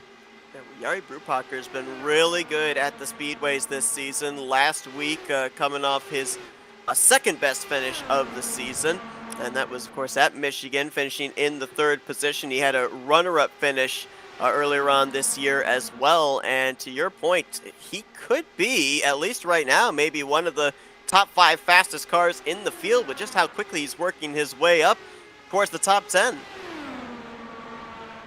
He's just looking back here. Obviously, right now, we're kind of splitting the 2 little packs up front. Craig Forsyth, Rick Ray Vaughn, and Nick DeGroot, Henry Bennett, and Charles Teed. Teed, right now, I'm not sure how confident Teed is in his car because he doesn't seem as quick. He doesn't seem as sharp as he did in the first part of this race. Talking about Charles Teed and the struggles he's had this season, he has had only 2 finishes inside the top 10. His best finish wasn't even on the podium. It was a 4th place at Kentucky. So certainly looking to at least end out the season on a high note. And what better way to do it than in one of the biggest races of the season. Oh, we got a car spinning off of turn number 2 and hard to the inside wall. That's Justin Newcomb. No caution, as that was, I guess, deemed off the racing surface. The car had not fully spun until it was below the white line, so no yellow flag. We stay green, but we're certainly going to go back and look at a replay. And it looks like he was fighting it so hard. This kind of goes back into one of those differences between the IndyCar and the NASCAR stock cars. Where NASCAR stock cars, they try to get as close to that grass as possible, dipping their tires below that white line. But the Indy cars are so much more different, where they don't like having their tires underneath that yellow line. Looks like he just got a little bit of that drainage ditch or a little bit of the grass and just fought to recover it. And by the time it looks like he got a little bit of a handle on it, it was way too late and slammed right into the inside wall. How fortunate was it that he didn't overcorrect that thing back up the track, because that was the race leaders coming into the vicinity. And that's what we call a wrench being thrown into the race. Oh, gracious. No kidding. Battle for 3rd continues on. Bennett and DeGroot continue to swap back and forth. Charles Teed, I think that he could get up here to these drivers and make it a 3-way fight for the 3rd position. But in all honesty, I think he's just comfortable riding right now. That's the thing where I really think this is kind of that lull period in the race where you need to effectively ride through this race, log some laps, just get some strategy, just make sure you're still in the fight, log some laps, get to the end of the race, and then we can really start showing what we have. We've mentioned that there are full-timers this season, obviously, in the field. Some drivers that we have seen in the past running either full-time or in one-offs like this event. We've also got drivers that are making their first overall debut. How about a guy like Jack Walls back here in the 10th position, trying to hold off Jari Brubacher and company for that final spot inside of the top 10. Been a very quiet day, and a lot of times that's not a bad thing when you consider a long race like this. That's the thing where typically the Indy 500 brings a lot of different people. And what I mean by a lot of different people, we bring a lot of different people from various disciplines who have heard about the Indy 500, maybe want to try it, whether it be in the official iRacing 5 or Indy 500, or something as simple as, hey, I just want to try this for myself. I think it'll be fun. And it'll bring guys saying, hey, I have no experience in this IndyCar. I want to learn. I think it'll be a fun event. And they'll use this event to slowly learn, oh, so this is how the IndyCar drives on an oval. This is how it feels. This is so much different from what I'm used to. To road guys who may have never even touched ovals saying, man, I want to go race this. To, hey, they're the Indy ringers, and they come in and say, man, I love this car. This is all I do here. When we had that first round of green flag pit stops, mentioned that Justin Newcomb had taken his faster pair on at that point in time. With the heavy impact, we saw him take the inside wall off of turn 2. Looks like Newcomb may be the first retiree of today's event. He'll finish in the 25th position. Eric Peterson down pit road in the 36. We showed you Ryan Mullis a couple of laps ago coming down pit road also. So we're getting into that vicinity where pit road's getting ready to play its part once more.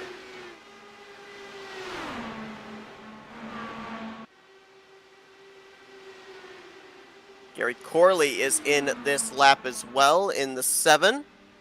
And here come the 2 race leaders, Forsyth and Rick Ravon, going to come down together.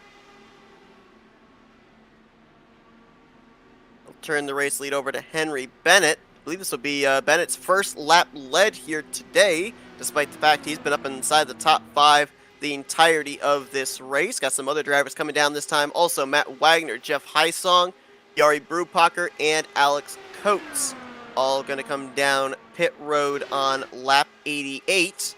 Nick DeGroot, Henry Bennett, Charles Teed, your top 3. We'll see amongst them who's going to come down pit road this time. Here's a name that we really haven't talked about today, Sebastian Kinder. And I'm kind of looking at him, and I'm seeing consistently he's having really the best fuel economy and fuel strategy out of everyone in this field.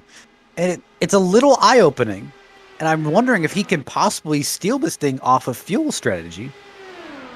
Right now, unofficially in the 4th position, he was 11th when the green flag pit stops began. More drivers on pit road this lap. Jack Walls, Thaddeus McMurray, Joe McAdory, and Jason Hand coming down to the attention of their crews. And this is so interesting. You talked about that big reset button as here comes DeGroot and Henry Bennett. On the first round of green flag pit stops, DeGroot was one of the first ones on pit road. Matt Wagner was one of the last. Oh, we hit that reset button, and on this cycle of pit stops, Wagner was one of the first, and DeGroot's going to be one of the last. And that's going to be the big thing where it lets you change your strategy because, hey, you may have committed to a strategy earlier on. I noticed your competitors, hey, they're doing something completely different, and it looks like, uh-oh, they're working. Well, with that caution, you can finally say, okay, we're not going to try our weird strategy anymore. We're going to try to stick to what they're doing and see if we can copy what they're doing.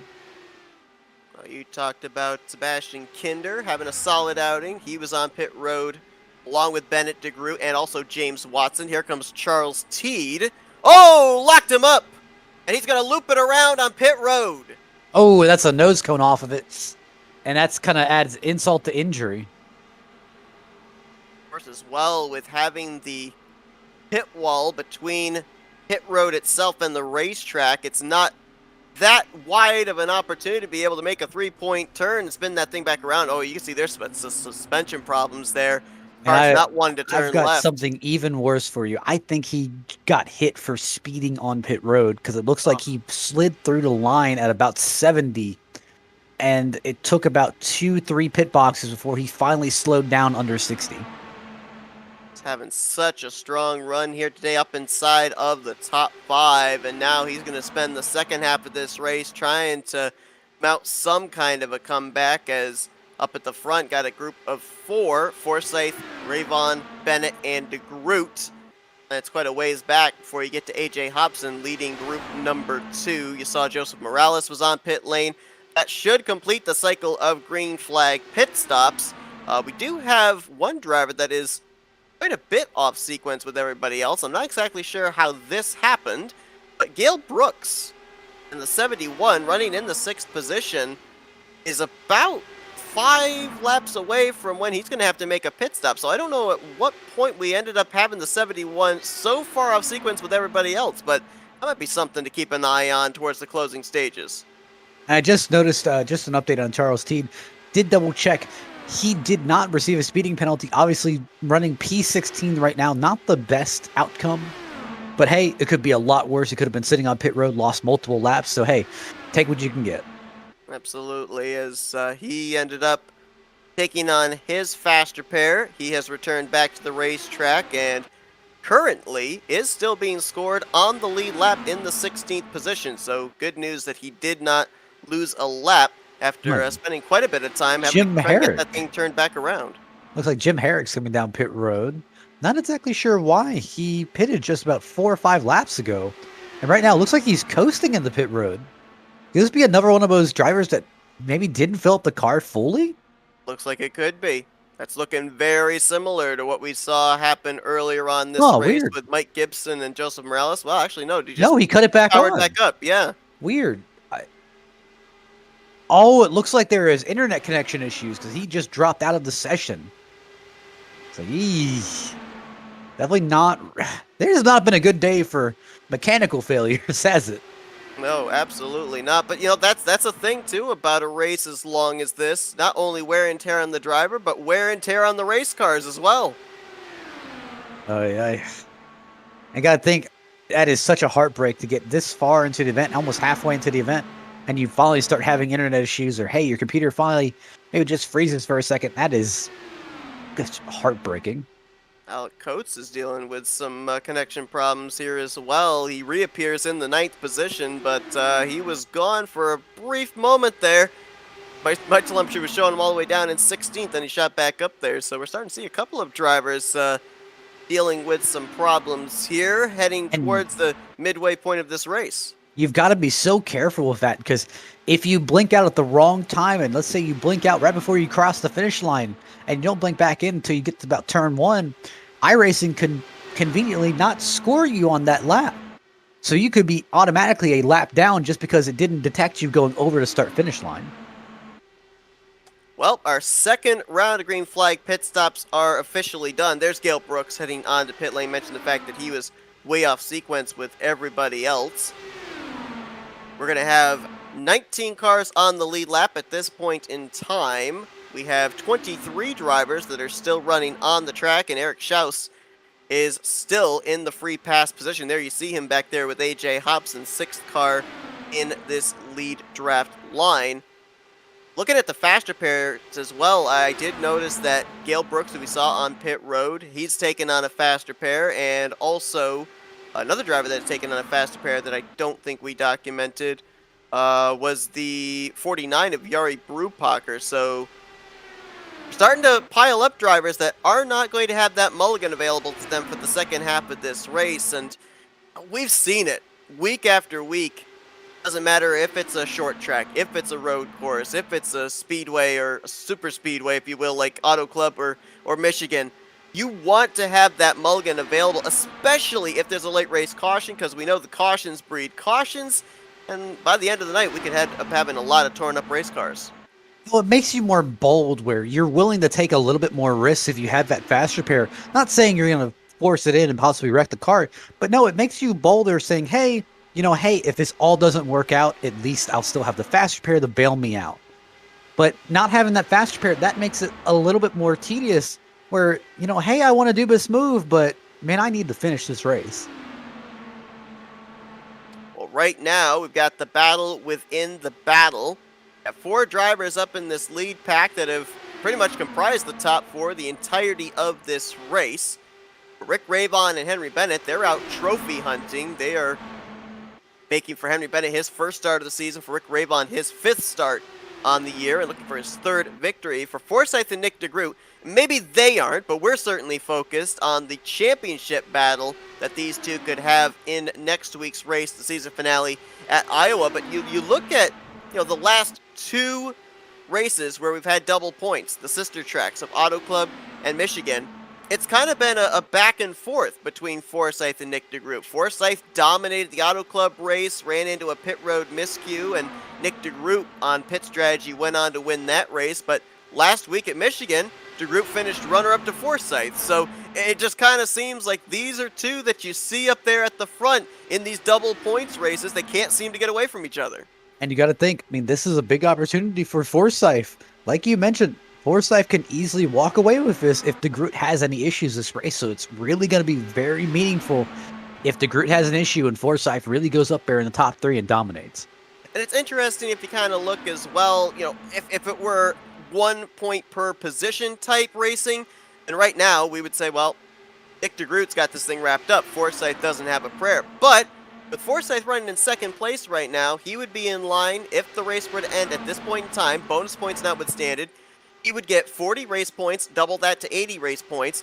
With Nick DeGroot running in 4th, he'd get 32, double that to 64. That's 16 points difference right there. So, amazingly enough, 2 positions can be over 15 points difference in the point standings, the way that the point system works here. I'd say, definitely he wants to go out there, get that race win, and hope that Nick DeGroot hopefully finishes outside of the top 10, or even in the top 10, but definitely down by 8th, 9th, 10th place. You brought up as well earlier on in the broadcast about, if you win this race, you have 0 incident points, you get a custom diecast. Well, the no incidents points are even important even if you don't win this race, because that's 3 bonus points you get if you end up with a 0x by the end of the day. And it gets doubled. So you got 6 Exactly. points. So those little things, even like leading the most laps, those little things definitely help. Saw Eric Schaus, the bright green 72, heading to pit road. So that lucky dog position keeps swapping, it seems, every 30 laps or so. Peterson now going to take his turn again as the first car 1 lap down. When he comes to pit road, Schaus will probably take it back. So those two right now, obviously they can not really have much of a hand in when they can come to pit road. They stretch as far as they possibly can, but all going to come down to timing between those two as to when the next caution, if the next caution falls. It's kind of one of the glorified waiting games almost, it seems. Because you have to wait and continue waiting and hope for that big break. Now, one thing that I have noticed has completely changed from the first 100 laps of this race. We're not seeing a lot of passing for position amongst our top 4. They are actually running single file with each other here. Forsyth, more than content to let Rayvon be out in front. Bennett there in the 3rd position, DeGroot in 4th. We're not seeing the swapping back and forth, the slingshots being made here like we saw in the early stages. Are we in fuel conservation mode now if you're second on back through 4th? Pretty much. It's going to be one of those fuel mileage races where we're just trying to get to the end, or we're just trying to make sure our fuel strategy is solid. These drivers are about 15 laps into this run. So we've got at least 2 more pit stops in the future of these drivers, maybe a 3rd. I'm trying to see if I can work the calculators here. I think, based off the numbers I'm looking at right now, I think they're going to have to make 3 more pit stops, and that 3rd and final pit stop is going to be somewhere in the 15 to go vicinity. So that talk about a money stop. And that's going to be the big thing where you have to hit all these pit stops, even more than usual. Where typically when we get down to that last 60 laps, that's when the stops that, hey, if there's a mistake made, we can't get that back.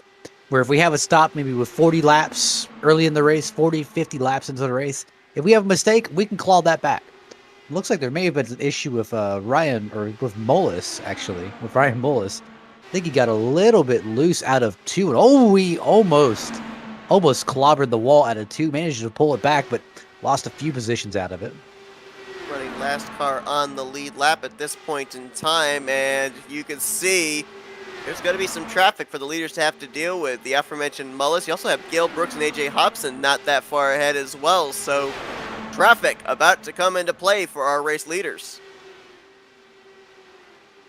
One of those fun points where, again, I know you're tired of hearing about it, but it's wait and see mode, and just hoping that, hey, we got our strategy. It's ready to go to the end of the race. Here's our plan, but we're always ready for that caution. We're always ready to change our strategy on the fly. Riding on board with race leader Rick Rayvon. Watch that left front tire. Doesn't even get it down to that white line, giving it about 3 feet from the white line, making sure that thing doesn't get loose. Because obviously, 19 laps on those Firestones, the grip's going to start to go away. Car's going to get a little bit more slippy slidey, and you don't want to get the tires down on the paint, push up the racetrack, not only lose a position, but lose a lot of momentum and drop all the way back to the tail of this pack, maybe even lose this lead group. I need to contact Firestone, see if you can trademark Slippy Slidey. I don't think they'd allow that. Henry Bennett's dropped back to 4th. He was running in 3rd, and now he has kind of gapped himself up to Nick DeGroot. So that says to me, that's not fuel conservation. That's ultra fuel conservation for the 007. Yeah, that could be fuel conservation, or he's just trying to see if he can make that giant run. This is one of those points in the race where you're really starting to practice and see how quickly you can get up to the front of the field if kind of you're running your last lap scenarios here, where you're trying to make that last lap run. Now, even if he is trying to ultra fuel save, I don't know if I'd be that far off of Nick DeGroot there. I think I'd be a little bit more tucked up so I can get more advantage of the draft. He is going to draft back up to Nick DeGroot, so the top 4 all go single file again. Let's drop back just outside of the top 5, because that's where the 5th place battle is going on. Jeff Heisong and Matt Wagner. Now these two, if I'm not mistaken, they are teammates, And no, they are not. Never mind. But I have. Well, the reason I thought that they were teammates at first glance was because they've basically been working with each other all race long. If it's not Wagner behind Highsong, it's been Highsong behind Wagner. They've come down pit road on the same lap on both the cycle green flag pit stop. So these two have got some kind of an alliance worked out here. Unfortunately, they're just not up in that lead pack, but a lot could change between now and the end. I think that's really because of the really kind of cooperation. So I'm currently looking down at Area 51 racing chat. I currently look down there and I see Gail Brooks, Jeff Highsong, Matt Wagner. And I'm kind of seeing a lot of these guys don't have a lot of their normal teammates. Like Gail Brooks typically has Jim Brooks right next to him. Well, they're not, neither of them they don't have Jim Brooks today. So Gail Brooks needed to find more friends today. And I just kind of see that all throughout the field where a lot of guys are teaming up with people maybe we're not used to. But hey, if they're willing to talk to me, they're kind of friendly to me, I think they're willing to help me out in the strategy because they also need my help too. Yeah, I mean, much like in a super speedway race, you need to have those allies. You need to be able to have friends with team communication to come down pit road with you, help you be able to have a group when you leave pit lane. And not only that, too, you know, you consider a lot of those names you were just talking about all working together. They know each other from races this season. They're familiar with the racing style, even if they are not teammates. And so it's really helpful to be able to bounce information off of one of each other. And it's just a person that you trust, where they'll tell you something and they're not trying to tell you it to get you to maybe change your fuel strategy so they can win the race. It's, hey, we're trying to do this as a team, or at least right now we want to make it to the end of the race, and how we're going to make it to the end of the race is that all of us work together so we can try to attack at the front. We have 93 laps to go. We know there's at least a couple, maybe 3 pit stops still in the future for these drivers.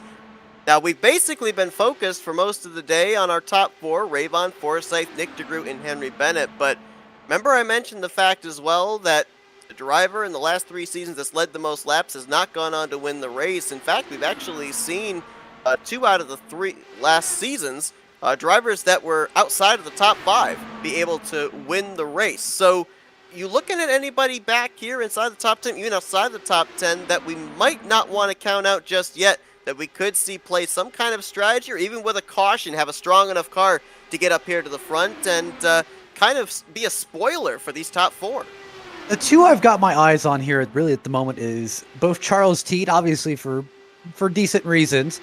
Obviously, he is a fast repaired down. But we do know he is fast. It's just a matter of him climbing his way back up the field. But another one that I was mentioning earlier, Sebastian Kinder. That's they got Super Seb over here, and I think he could probably claw his way up this field, and I think he might surprise us. 2 guys that I've noticed have been able to make some pretty good comebacks here, and it's not an easy race to do so. Jari Brupacher right now in that 8th spot. We saw him up towards the front and get into the wall. Granted, he was on a different pit strategy, but he is up inside the top 10 still. And Alec Coates, even though he has been dealing with a little bit of internet problems for the last half hour or so, right now solidly in that 7th position, and he's been putting down some very consistent lap times as well. He's been right there with Matt Wagner and Jeff Highsong just outside of the top 5. So I think that these are a couple of guys just based on speed alone. If we get ourselves a late race yellow, they could definitely have strong enough race cars to get up here and contend with the top 4. Yeah, Jari Brupacher definitely scares me a little bit, just of how much he's ended up gaining on all the pit stops. Even with the early race troubles, this is what I really mean by someone being able to claw their way back up into the main part of the race, and all they need is just maybe a caution or 2, and they'll just reset. It'll be good to go. Well, folks, if you're just joining us, we are more than halfway through the Season 5 Dark Horse 500, presented by Troy Lee Designs. It's the penultimate race this season for the Dark Horse Racing Series. The champion will be decided this coming Wednesday night at Iowa Speedway, but this is undoubtedly the biggest race of the season for these Dark Horse drivers. I'm Seth Cole alongside of Matthew Rodriguez with less than 90 to go, and pit stops beginning here for our 3rd round of green flag pit stops. Rick Rayvon coming down pit lane. We've got 18 drivers on the lead lap, 23 of our original 25 still running. 2 drivers in the garage area, Jim Herrick and Justin Newcomb, as I think Rick Rayvon coming down pit road as early as he is, that's a result of he was creating the draft for all these guys. He was using up the most fuel. Everybody else gets to stay out a couple extra laps. So I'll go ahead and I'll throw it to you here where you see the leader come down pit road. Is your immediate reaction to follow the leader down, or do you try to stay out? Where if you stay out, you're kind of at risk of an undercut from the leader, but if you pit with the leader, you're kind of following his strategy. You're not really going to gain any time on that. If you pit with the leader, especially when you've got a 3-on-1 here, then he's going to be with that lead group when everything cycles around. You've got a chance, if you're Forsyth, Bennett, and Nick DeGroot, to make a couple more laps, keep it single file, try and generate a little bit more speed than you think that Rick Ravon would when he comes off of pit lane, and maybe leave him in the dust and make it just a 3-car pack for the race lead when everything cycles around. Definitely kind of a strategy. It's kind of one of those things where you want to kind of pit before the leader, trying to get that undercut, and hopefully you can use those new tires and use that a little bit of advantage of maybe just getting on and off pit road quicker than the leader, and hopefully you come down with someone to get a little bit of an advantage. But it's kind of one of those double-edged swords where if I come down earlier, I'm not going to have that great of fuel numbers where if I'm really on my edge of I don't really know if I'm going to make this, I want to come in later, but if I come in later, it kind of funnels into one of those strategies. This is why every team needs one of those crew chief types that think of all this. Just one less thing the driver has to think about. I agree with you on that. We got more drivers that hit pit lane the lap before. Matt Wagner, Alec Coates, Yari Brupacher, Gary Corley, Joe McAdory, Thaddeus McMurray, and James Watson. Looking there at Jeff Highsong on pit road this time. He also came down with Jack Walls in the 83. It's like Craig Forsyth down this time in the 27. And Forsyth looks like he might be all alone, which it's not the greatest strategy, but you got to see who you come out of with, or who comes out with you on pit road, and hopefully you can just slide into one of those packs and just drive away. Forsyth has been really fast this season. He's been in the conversation for victories week after week. He's been to victory lane 3 times this season. The one thing that has seemed to be his Achilles heel, especially at the faster racetracks, has been pit road. So far, so good in his execution here today. And I'm definitely noticing, even though he is having a better day of luck on pit road, he's not pushing pit road entry and pit road exit as far as he can or as fast as he can. He's not pushing it to that edge that I see other drivers pushing it.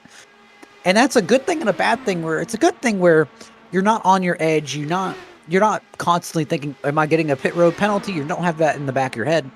But it's always, hey, those other drivers there are beating you on pit road. And those little fractions of a second make so much of a difference. Do you think maybe being just a tiny bit conservative on pit road is him having that little voice in the back of his mind of, hey, this is still a points race. You still got a shot for the championship. Don't make a mistake by overextending yourself. And see, that's one of those things where it kind of comes into mind of those little changes that you make to preserve points. They change how you race, and it can be a good thing where it changes a bad strategy to a good strategy. Let's use an example of Joey Chapman from the SS series. Joey Chapman changed his strategy. He kept getting involved in wrecks. Hey, change your strategy. Now he's competing for wins. It's kind of one of those things where that strategy change, for some people, it works extremely well. But for other people, when they change your strategy, it could also go very badly. So I think only time's going to tell. Bennett and DeGroot, that's, I believe, the second drag race these two have had to the commitment line. They had the same kind of drag race side by side last round of green flag pit stops, but could be Bennett over DeGroot to the commitment line this time.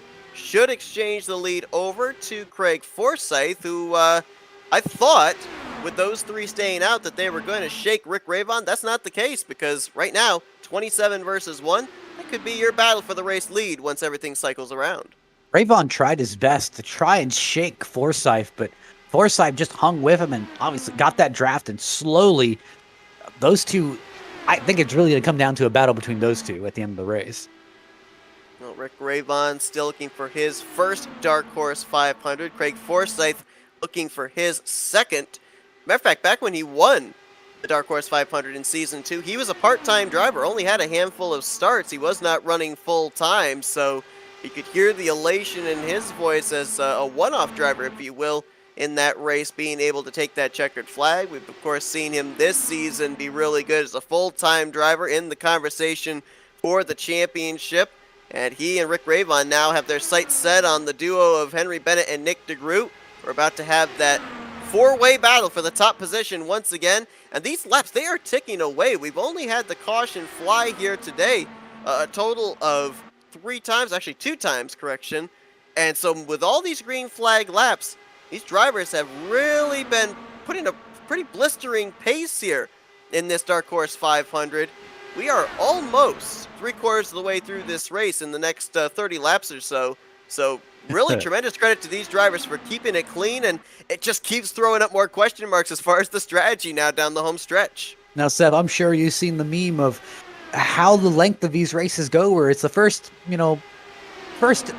80% of the race goes through in just a snap of your fingers, but the last 20 laps, that is the longest period of this race. Where drivers who want this thing to end, they will be just counting the minutes it takes for this race to end. But for the leaders, it will go by so slowly.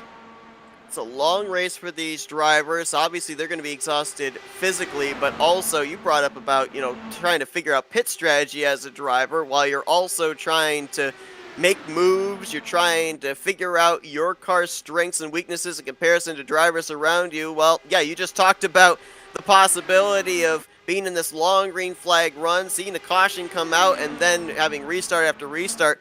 That's got to be taxing mentally on a driver as well, because you're completely 180ing your strategy from the first 3/4 of the race. We were talking about being physically and mentally exhausted. I mean, I was talking with some of these drivers pre-race, and they're running their force feedback at 16%. Now, to give some context, most sim racers, they'll run their force feedback probably about 2 to 6%. So this car is physically beating them up every single corner. And hey, for maybe about 80 laps, that's fine. But when you finally do the whole 200 laps, man, that hurts. And you are just exhausted by the end of it. Henry Bennett, we saw him kind of trailing the top 4 just prior to the pit stops. He now is out in front leading this race over Nick DeGroot, Rick Ravon, and Craig Forsyth.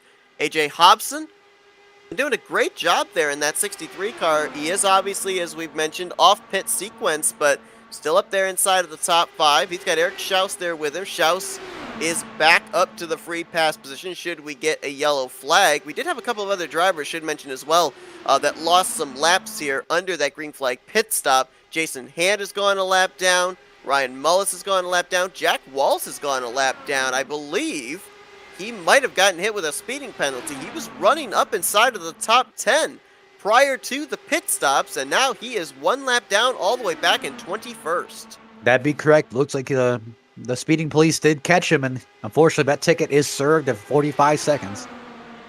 Dale Brooks on pit lane.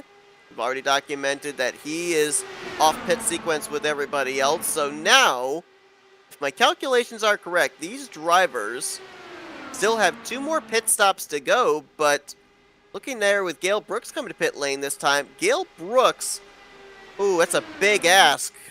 Would have to make, what, about 33, 34 laps on a tank of fuel here to be able to make it the rest of the way. I saw 32 successful.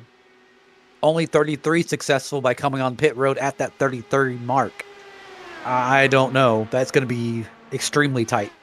If it was a short tracker somewhere with a lot of lifting, then that might be plausible, but this is a flat-out racetrack. I mean, there is no lift. There's no opportunity to coast, to clutch, to save fuel. If you do that, you're going to just lose so much time that the time you would gain with staying out, basically, it would kind of just equal out.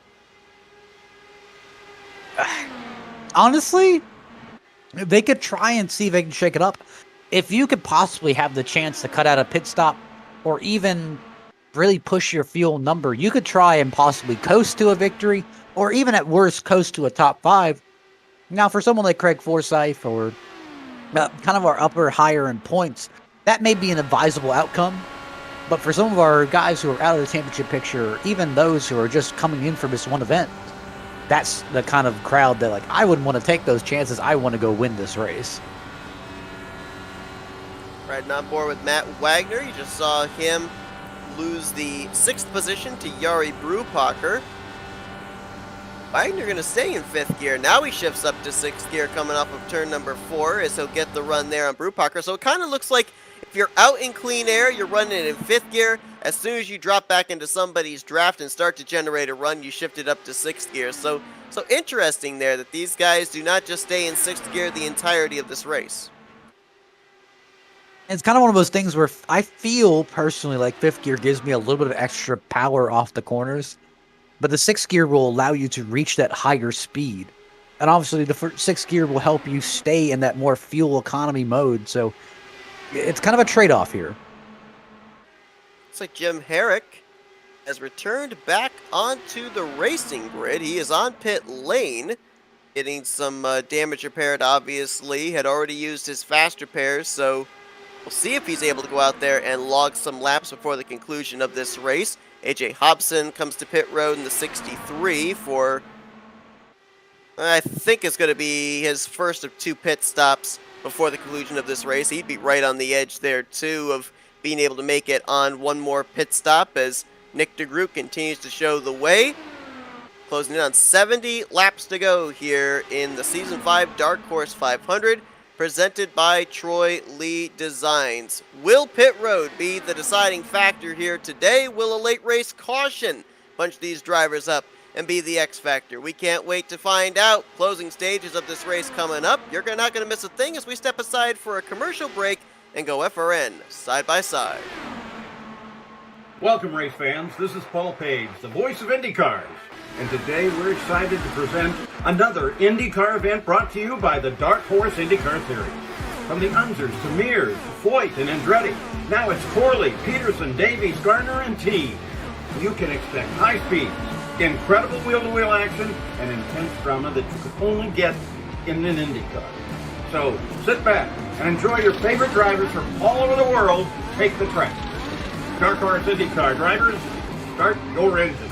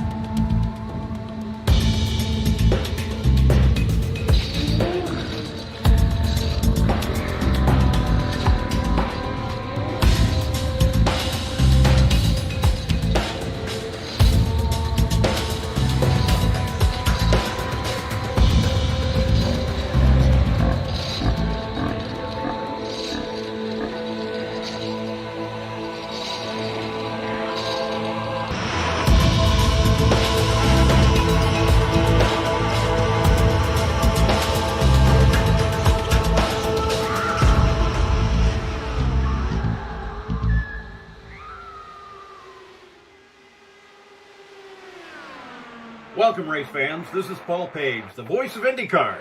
And today we're excited to present another IndyCar event brought to you by the Dark Horse IndyCar Series.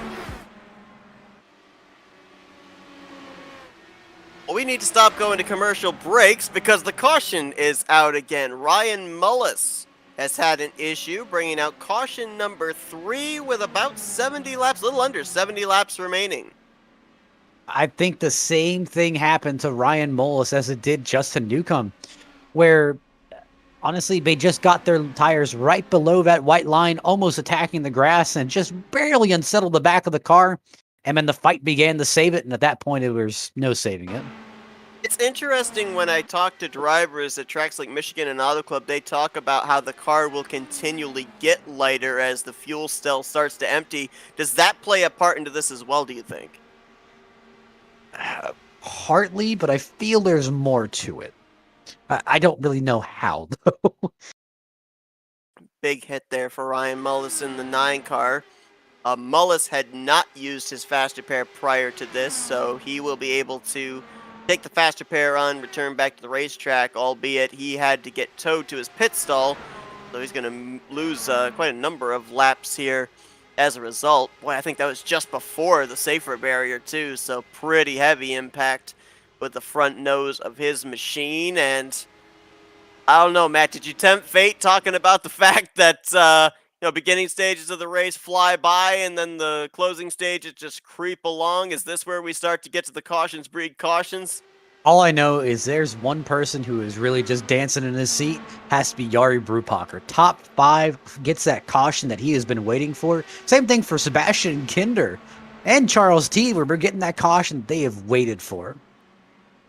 This caution helps AJ Hobson and Gale Brooks, who were off pit sequence, get back on the same sequence with everybody else, and they were on the lead lap at the timing of the caution. And Jason Hand appears to be the driver that would receive the lucky dog under this yellow flag, putting 17 drivers back on the lead lap. We could also have some drivers take the wave around here. A few of them are eligible, including Schaus, Peterson, and Jack Walls. We'll follow up on that as everybody on pit lane, with the exception of AJ Hobson, and Henry Bennett wins the battle off pit lane.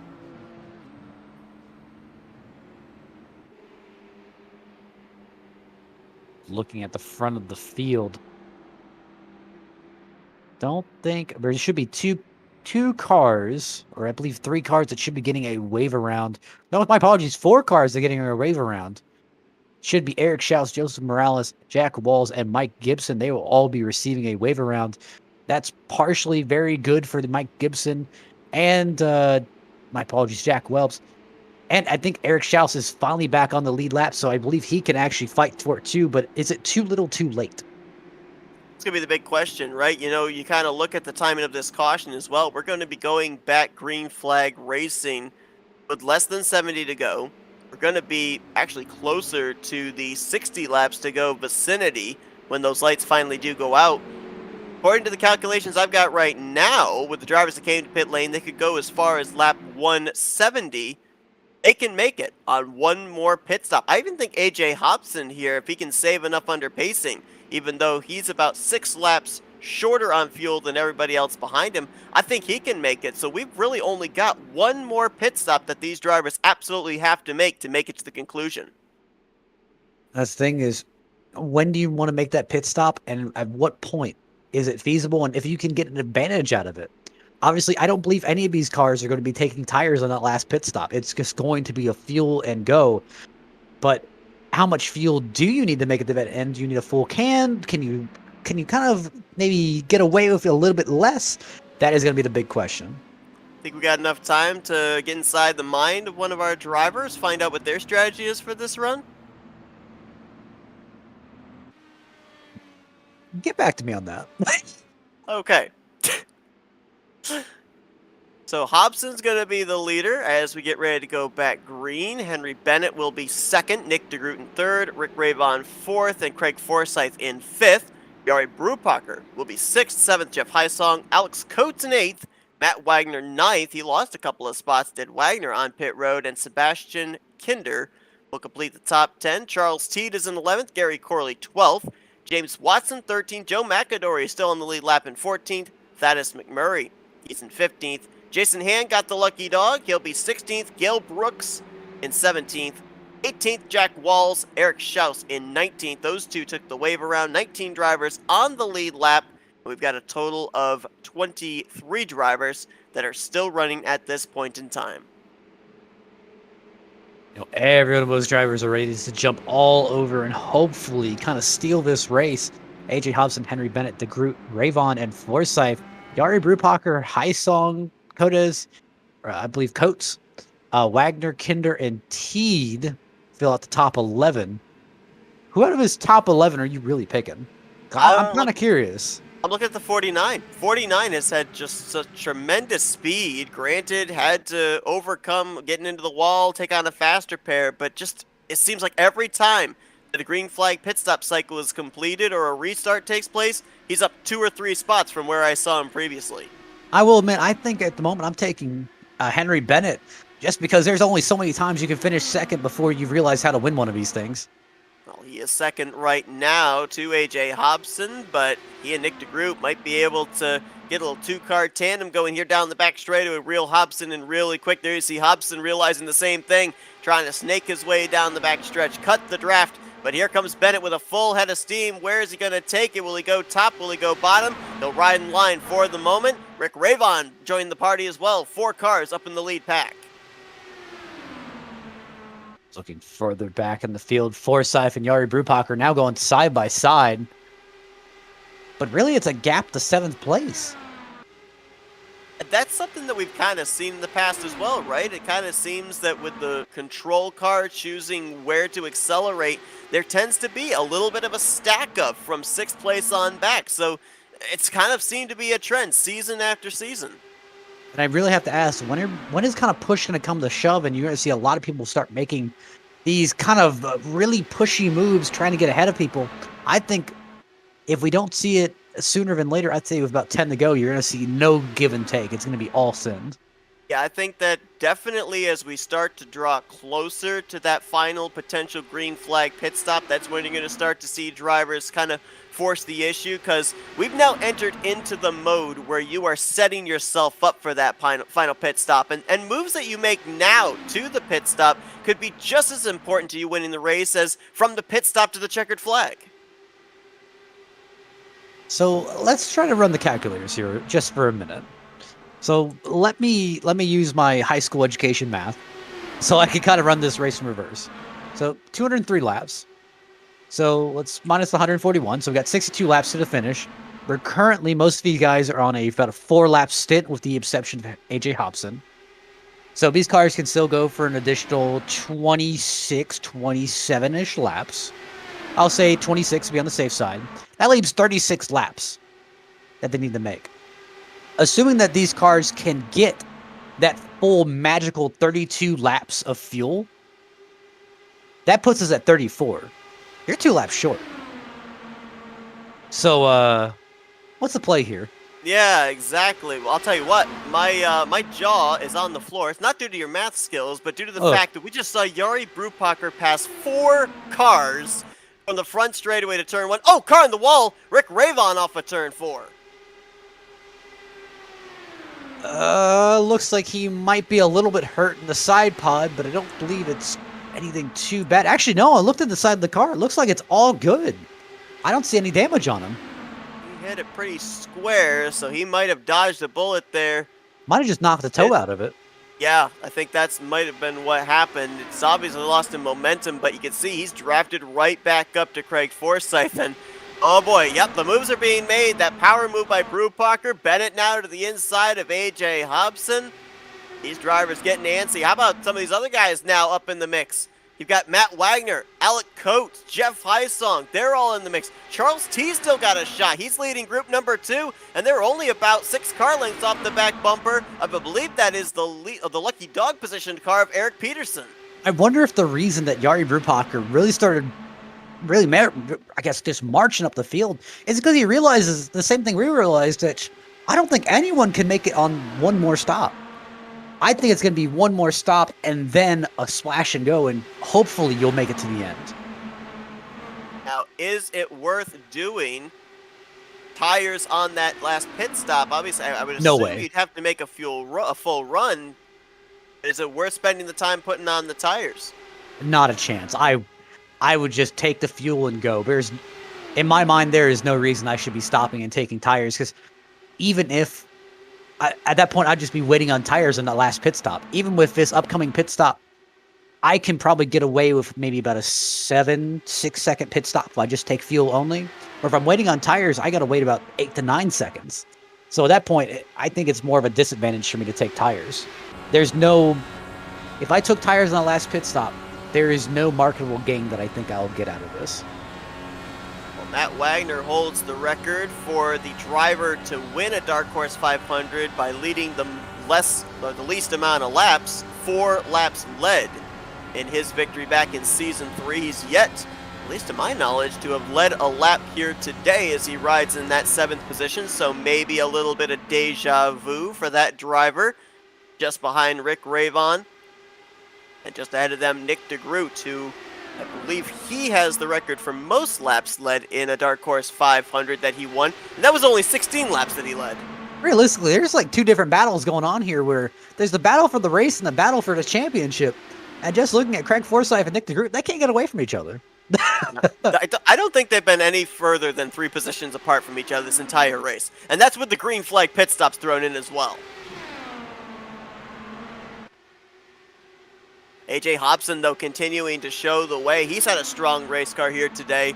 He's had to play a little bit of pit strategy to get him track position in the early stages, but since then, he's done a great job of maintaining. And that last caution, I think, really helped him to be able to still be in the conversation for this race victory, because if we'd continued on the way that we were going, while most of these other drivers would have had to only make 2 trips to pit road, he probably would have had to make 3, including that pit stop you're talking about, all these drivers still having to make around the below 5 to go mark.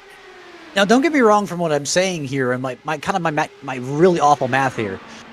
I'm not saying that they can't possibly, or I guess I'm kind of am saying they can't possibly make it on one stop alone. However, more or less what I'm saying is someone could make it on that one stop, but they'd be going almost half speed, where I don't think it would be much of an advantage. However, there is still an advantage to saving fuel, because assuming that you get that kind of the mythical 32 laps of fuel, which right now I can guarantee you AJ Hobson's not getting. AJ Hobson's not getting that 32 laps of fuel here at the moment. You would still need to make 34 laps after that mythical 32 lap run. So taking the 32 lap run out of it, you eventually have to make another pit stop. Let's say you only make it to 30. So you've got 36 laps to go. Let's say you run another 30, so you got to pit with 6 to go. Now, the 83 is running a different strategy here. The 83 looks like he's coming in the pit road this time. Obviously, these drivers have different things that they can look at as far as the fuel number, as far as just how much fuel they've got in the race car. We've seen a couple of drivers even here today run out of fuel and not be able to make it back around to their pit stall. They've had to call for the tow. Is there a way as a driver that you can look at the numbers, watch as the fuel is decreasing, and project in your head, hey, if I am able to get to turn 3 at this number, that's when it will run out of fuel. I'll have enough momentum to get back to the start finish line. I mean, can you predict just based off the numbers the area of the racetrack where that car is going to run out of fuel? Some people can. Myself, and my limited knowledge, I cannot. However, I'd say you really have to use a program like I'd say CAPS, or if you have a good calculator and working knowledge of math, better than mine, you could probably say, okay, I have let's say 7 of fuel at this part of the track. I won't make it around to this point. And you could just say, all right, if I can at least make it out of 3 and 4 on the final lap and I can just coast the rest of the way, that may be good enough. Well, I love statistics that I can see. I'm also a person that out of high school swore I'd never do another math problem again. So, yeah, I will use your math any day of the week. Poor skills. Closing in on 50 laps to go. We have had only 3 cautions here today. For the most part, this race has been clean and green. Most of the drivers that started this race are still running. Majority of them still on the lead lap. 18 of the 25 that started this race are still on the lead lap. We now enter into crunch time, the final quarter of this 200 lapper. And it's, as you mentioned, it's going to come down here to when the drivers elect to make that pit stop. We've seen some drivers come down pit road as soon as 28, 29 laps into a run. We've seen other drivers be able to stretch as far as 32 laps into a run. What do you do at this point in time? What's the communication going on between teammates or drivers that are working together? We're going to start to see it all culminate. And of course, we can always speculate all this stuff. And there could be a chance that a caution comes out and completely changes the landscape all over again. You know, in my opinion, there's really one of 2 strategies here. It's either a group of friends saying, all right, I think we've helped each other to the maximum that we could. I'll tell you when we're pitting next, but after that, we're on our own. Or it's, hey, let's try and save as much fuel as possible. Let's sit and draft a little bit. Let's try and save as much fuel. So when we have to do that final, kind of splash and go, we can take a minimal amount of fuel as possible and get back going. you mentioned about Jack Walls coming down pit lane off sequence with everybody. He actually had to come down pit road because he took the wave around under the last caution, so he was going to be shorter on fuel than anybody else. Another driver that falls into that same category that is hoping a caution can save him would be Eric Schaus. Schaus right now is about 5 to 6 projected laps away from he'd have to come down pit road under green flag conditions, and he would more than likely lose a lap with where he is positioned right now in the 14th position. I'm slowly, and I think you mentioned earlier, slowly seeing Charles Teed come back up, but kind of use that strategy. Is Charles Teed want to kind of slice and dice the field? I know it's kind of a little bit like to ask this with Gary Corley being passed, but does he really want to slice up the field right now and kind of waste the potential to save more fuel? Or is he really just trying to see how much he can gain with people trying to save fuel? Well, it's also the thing, too, do you want to put yourself in that kind of position, battling as hard as you are for the spot at this point in time, knowing that you've already used your faster pair? I mean, we saw Jari Brubacher battled really hard there in the opening stages of that last green flag run, working his way from 5th now up to the 2nd position, but he also is a faster pair in the hole. Last thing you want to do is mount a comeback like both Brubacher and Teed have been able to do after their early issues, and basically take yourself out of the running just 50 laps shy of the finish. Honestly, I'm happy I'm not driving right now, because this whole fuel strategy game is making me pull my hair out. And I can't even imagine what some of the guys on these teams are feeling of, do we have enough fuel to make it? Or we don't have enough fuel to make it. How much are we short by? And been hearing that number and hearing the, 1 to 2 laps. Oh, I think I can save 1 to 2 laps. Maybe I can lift a little bit more. I could lose a little bit of ground to 3 to 4 to 5. I'm not making that. And let's remember, too, that it may not come down to just fuel. It may come down as well to the execution on pit road at least one more time. We've seen pit road bite a couple of people here today. Teed had an issue on entry. We saw, I believe it was Mullis, somebody got hit with a speeding penalty. It was Walls. Jack Walls got hit with a speeding penalty on pit road. So there's no saying that pit road hasn't yet played its part into the outcome of this race. Something could still happen here coming to what we would potentially be looking at as the money stop.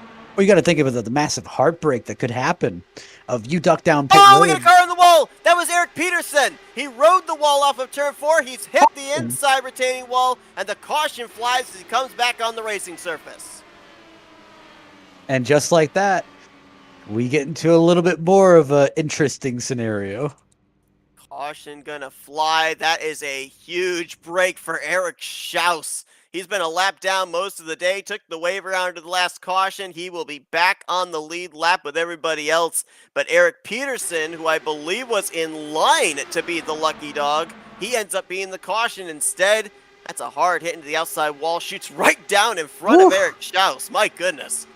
Yeah, Schaus had that quick reaction, just dart right back to the right, barely missed him. He's right in between two cars. I think the other car might have been the 60 of Joseph Morales. Watch this again. Wow. So this makes an interesting situation. We're not totally out of the woods yet with fuel. Currently, we're at lap 158, 159, so we have 44 laps left to go. Again, if we pit right now, our fuel tank can only take us realistically, without fuel saving and actually fighting for a win, could realistically take us about 29, 30, 31 laps at a hopeful, to those who are very well fuel saving, 32 laps at maximum, which leaves us at a deficit of 13 laps, which is great and all, but how much fuel do you take for 13 laps? Oh gosh, now you're making me do math. Appreciate it. Let's see. So go about 30 some odd laps on a tank of fuel. The drivers will have a lot better of an idea about this because they can actually see the amount that they're burning per lap and they can accurately guess. But us here, we don't really have all those tools, so it's kind of about thinking of it would basically have to be basically a little bit less than half a tank. Yeah. Now, another thing that I was kind of looking at here as well as a possible scenario, you're talking about how this would kind of be a 13 lap short scenario for pretty much everybody as they all hit pit road. We know that you can come down pit lane, you can get a pit stop done, and you can keep yourself on the lead lap. If we got 13 laps into this upcoming run, would you dive onto pit road knowing you could absolutely make it the rest of the way on fuel? Maybe you catch a quick caution, everybody else comes down pit lane under that caution period, you stay out, next thing you know, you're leading us back to the green as the race leader. See, that's the dangerous portion is if you duck down pit road as early as you can make it, that's great. But if a caution comes out, you're potentially a lap down, you're stuck a lap down. Where if you wait as long as possible to come down, you risk being undercut by those guys who were brave enough to come down as early as possible, and there was no caution to, I may be at a deficit here. But you can take on less fuel, so it's kind of both plans have their pros, both plans have their cons. This is looking like Charles Teed might be going for that unorthodox strategy of maybe stretching as far as he can, making the pit stop, trying to stay on the lead lap, and maybe having things cycle around his way. We also have to remember this as well. There's no green-white checkers in this race. So there is every possibility, much like what happened with Craig Forsyth back in Season 2, that this race could end under caution. So I know that we've got up on our screen 203 laps to the checkered flag, but for some of these guys, they could be in the mentality of, hey, if I'm able to make it to, say, lap 199, this race could end under caution. That 199 could be my checkered flag. Like I said, I'm happy I'm not racing because this is a headache just sitting here thinking about it. It's one of those things where I can tell certain people in the field are just, please just let me drive, and some that are, honestly, I'm ready for this. Let's do it. I think I can win this off of strategy. Well, lucky dog under that caution, Jack Walls, so he'll be back on the lead lap. 19 drivers in total will be on the same lap as the race leader. I wanted to check up on a couple of drivers that we saw have some issues there on that last green flag run, most notably the one of Rick Ravon. Saw him brush the wall off of turn 4. Came down pit road, normal pit stop, did not take on a faster pair, so apparently he is still good to go as he'll restart back in the 6th position. Also an interesting note as we draw closer to the end of this race, at this point in time, we no longer have any drivers -1 to the race leaders. The next car 1 lap down in 20th, Mike Gibson is 2 laps down, so anybody that now is not on the lead lap would need multiple cautions to get multiple lucky dogs to get back on the lead lap and back in the hunt. See, that's what I was telling you with Mike Gibson, Joseph Morales.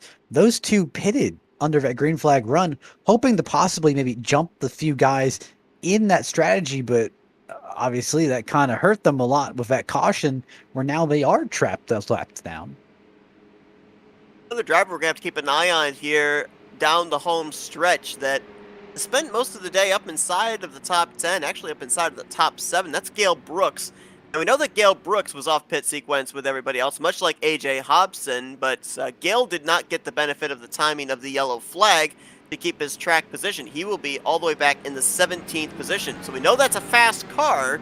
Going to have to pass quite a number of machines to get back up to where he was and be in the hunt for this victory. Still plenty of time to do it. I mean, there's still 40 laps, and we've seen what drivers have been able to do in even a 10 to 15 lap stint. So keep your eye on that 71 as he's going to try and progress his way back up through the field towards the top 10. And might not have heard the last of Eric Schaus as well. I think Eric Schaus has kind of been in preservation mode, doing everything he can to get on the lead lap. Now that he has stayed on the lead lap, you might start to see him charge back up to the front as well.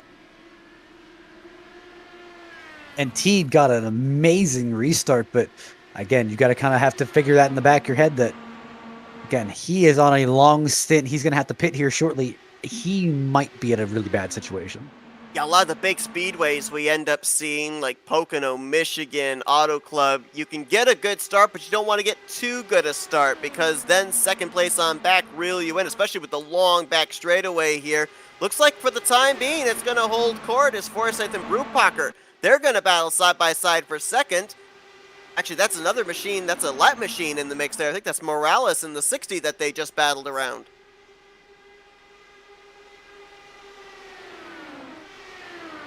I'm just looking through the field. I'm trying to see who might be fuel saving here. Honestly, I keep bringing up his name. Eric Schaus and Sebastian Miller, I think those two might get a little bit cheeky here, and they may have a strategy going forward. Battle is on for the lead. Yari Brupacher to the inside of Charles Teed. Craig Forsyth right there as well. The ways back to the battle for fourth. Rayvon Bennett, Hobson, Nick DeGroot, Matt Wagner, all up each other's gearboxes. Just looking back through the field, I'm looking at Henry Bennett. Henry Bennett, one of those guys who definitely wants to kind of take this race victory. But do you think Bennett's trying to play the fuel mileage game, or do you think he's trying to play the track position game? I'm not sure he knows what strategy he's playing. I don't know if any of these guys know what strategy they're playing. It's so difficult. Sometimes you think they're in fuel conservation mode. The next lap, you see them make 1, 2, 3 passes for position. Bennett actually getting up to the lead of that second group. Now he's going to get passed underneath by Rick Rayvon. Another thing that I think we're going to see here as well could be, and I'm not meaning this in any way derogatory to the drivers, but just simple drivers' mistakes. They're racing hard now. There's going to be a lot more take than there is give. We saw a lot of room being given in passes for position in the early stages. Now there's going to be a lot of pinching. There's going to be a lot of side drafting, and sometimes mistakes happen. We may end up seeing a couple more cautions as a result. Yeah, and I'm looking at Charles Teed here, and I'm not exactly sure what the strategy is. I don't know if he's just trying to stay up there and lead some laps, get some points, because I really think he needs to drop behind Yari Brupacher, try to save as much fuel as possible, because right now he is really in a hole. I don't think he's in fuel conservation mode. I think that right now he's going to run this thing to as far as he can, try and come down pit road, try and stay on the lead lap. I think that's the strategy call that he's got right now. I don't think that he's going to save fuel in one instance on this run. He's got about another 4 laps he could go before he absolutely has to come to pit road. That would put him at 34 laps to go. I think right now his plan, make the pit stop when he has to, stay on the lead lap, catch a caution, everybody comes down pit road, he gets to stay out, maybe save another lap or two under pacing, still have that track position as the race leader when we go back green. But again, cautions are going to have to fall in his favor. If he can save more than 4 laps, he would be good to make it if he fuel saved at the end. But it would be extraordinarily risky. Yari Brupacher back up to the front. Ooh, that's, I don't know if that was just Teed making a move on Brupacher, but it almost kind of looked a little bit like a block on the run that Rick Rayvon had in that third position. Seeing Rayvon's been really one of the only ones who's been willing to try that high side and really stick to that high side with another driver, but it looks like he's leading the outside now. You watch these cars, Rick Rayvon's car down that back straightaway, back and forth, anxious, wanting to make a move, kind of like a kid at Christmas.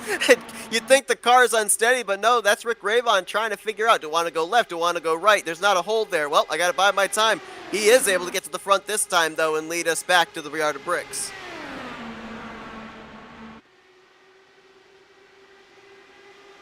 Oh, man, that was close back there between A.J. Hobson and Matt Wagner side by side for the 6th position, those two red machines. See, as the kind of the energy starts amping up, you got to wonder, is really any place on this track safe at the moment? Not up in this lead group, that's for sure. And you mentioned it perfectly, the energy. You can just feel it here with these drivers, and they feel it too. This is drivers trying to set themselves up potentially for the finish of this race. They know they're going to have to come to pit road at least one more time. And talked about that fuel window opening to make it the rest of the way. Would you be willing to, as soon as that window opens, dive down pit road and hope you can stay on the lead lap for the remainder of the race? We're only about 3-4 laps removed from that point. We'll see if there's going to be any takers. I'm kind of maybe looking at somebody like a Rick Rayvon or a Henry Bennett, someone to go outside the box in terms of strategy, because we know that Forsyth and Nick DeGroot, drivers that are battling for the championship, they'd probably go the more conventional and run this thing as far as they can, then make that final shorter pit stop at the end. You know, I keep watching Charles Teed here, and I keep wondering how far is he going to go, because honestly, he might have planned it perfectly.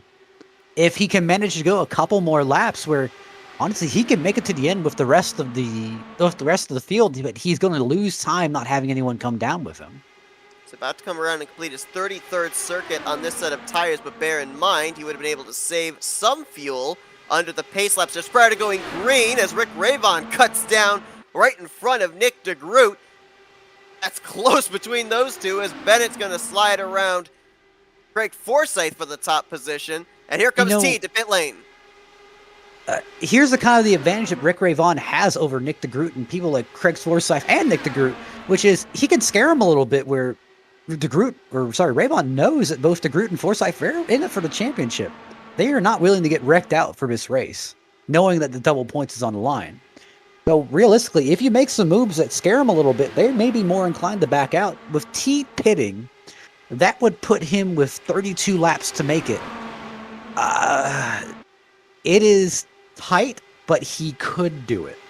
It's right on the mark, but that's with no draft. Yeah, but he's running in single car, which that really only gets you about 28 laps, so it may be a splash and go. He probably will be hoping for a pit stop by the end of it, or a caution by the end of this. Yeah, right now, based off of what I'm seeing, he's hoping for a caution within the next 5 to 7 laps, because I think that's about the amount of time it would take for the race leaders to reel him in. There you saw him just now merging back onto the racetrack on the backstretch. He cannot afford to go a lap down, or else the strategy he's playing out right now is not going to work in his favor. But up here at the front, he may get that yellow flag because, man, these guys are back and forth jostling for position. There's not a whole lot of room being given here. Henry Bennett trying to keep Forsyth at bay. Forsyth down to the inside now.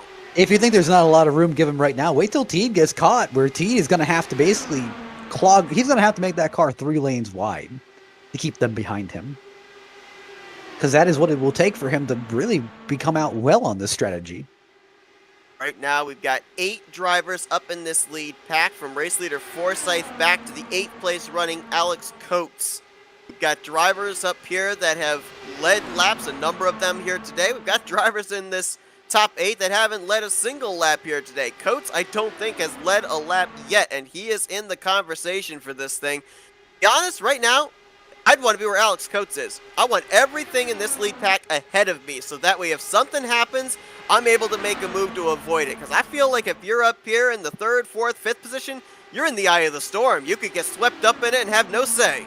That's the thing, where nowhere's really safe. Where here's the thing: if you play the safe route and you hang back, you have the potential to possibly lead or lose this lead pack at the end of the race. And hey, if it does end up going green to the end, I'm in a really bad position. I can't make a last lap charge. But hey, if you hang up here and possibly get caught in this giant wreck, well, that's either a fast repair or hey, my fast repair is already gone. I'm done. Fuel window would technically be open now for drivers to make it the rest of the way, but none of our race leaders appear that they are heading to pit road anytime soon, as Forsyth ducks back down to the inside of Henry Bennett. Nick DeGroot looked to take advantage, not able to do so. Tucks in 3rd still. Ravon there in 4th. Yari Brupacher in that 5th position, and now Bennett back to the inside of Craig Forsyth for the top spot. Where do you want to be in terms of coming to pit road? Let's say that all these drivers elect to stretch it as far as they possibly can. Do you want to be that lead car, basically determine the lap that you want to come down, have everybody plan their strategy accordingly, or do you want to be back there around 3rd, 4th, see what everybody else ahead of you is doing, maybe see if you can leapfrog them with a short pit strategy? I mean, regardless, everyone in this field, as soon as they make their pit stop, they will be able to make to the end. It's not a question anymore of can I make it, it's when do I finally throw my hat in the ring, and if I throw my hat in the ring, is a caution going to come out? Because if a caution comes out, I'm in a really bad spot. But hey, if a caution doesn't come out, hey, I could really turn out in the advantage here. If I think of another car, I can try and just hot lap it for the rest of the time. It's not a comforting thought, and it's not a comforting decision. Obviously, in the Charles Teed situation, I was speculating in terms of a yellow flag coming out between now and the finish. But if you kind of think about it as well, if we go green from here to the checkers, he's about to get swallowed up by the lead pack, where he was running at the time that he ducked onto pit road. So if he's able to merge with these guys, when they eventually come to pit lane, there's every chance Charles Teed could still be up in the lead pack in the final 5 laps of this race. In theory, yes. However, Charles Teed is at a little bit of a fuel disadvantage. Because right now, he needs to effectively make it about 32, 33 laps on this tank of fuel, and he's had no draft the entire time. And we've had it reported that single car fuel runs are about 28 laps maximum. So it's going to be sketchy.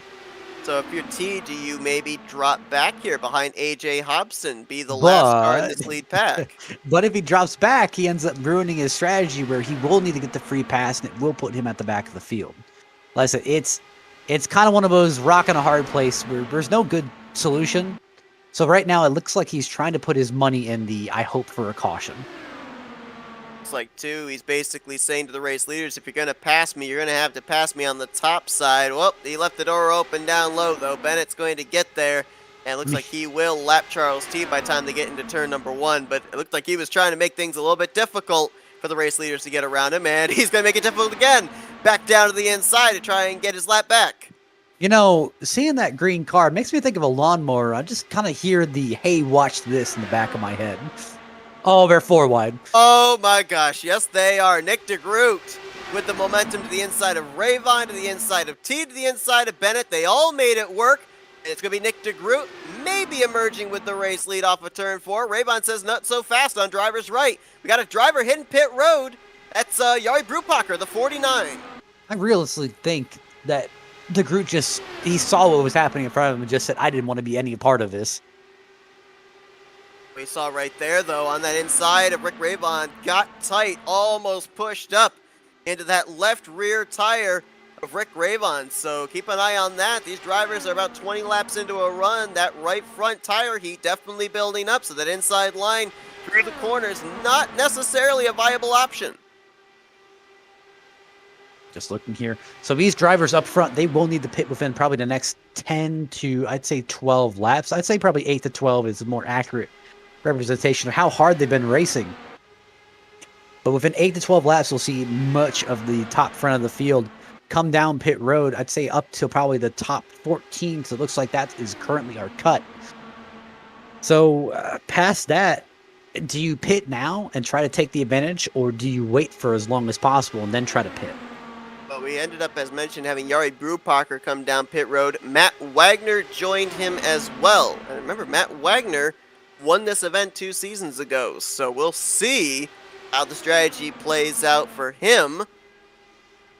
Also had another driver on pit road just moments ago. That was Jack Walls in the 83. So we've got a couple of drivers trying the short pit strategy. We'll see if it plays out for them in their favor in the long run.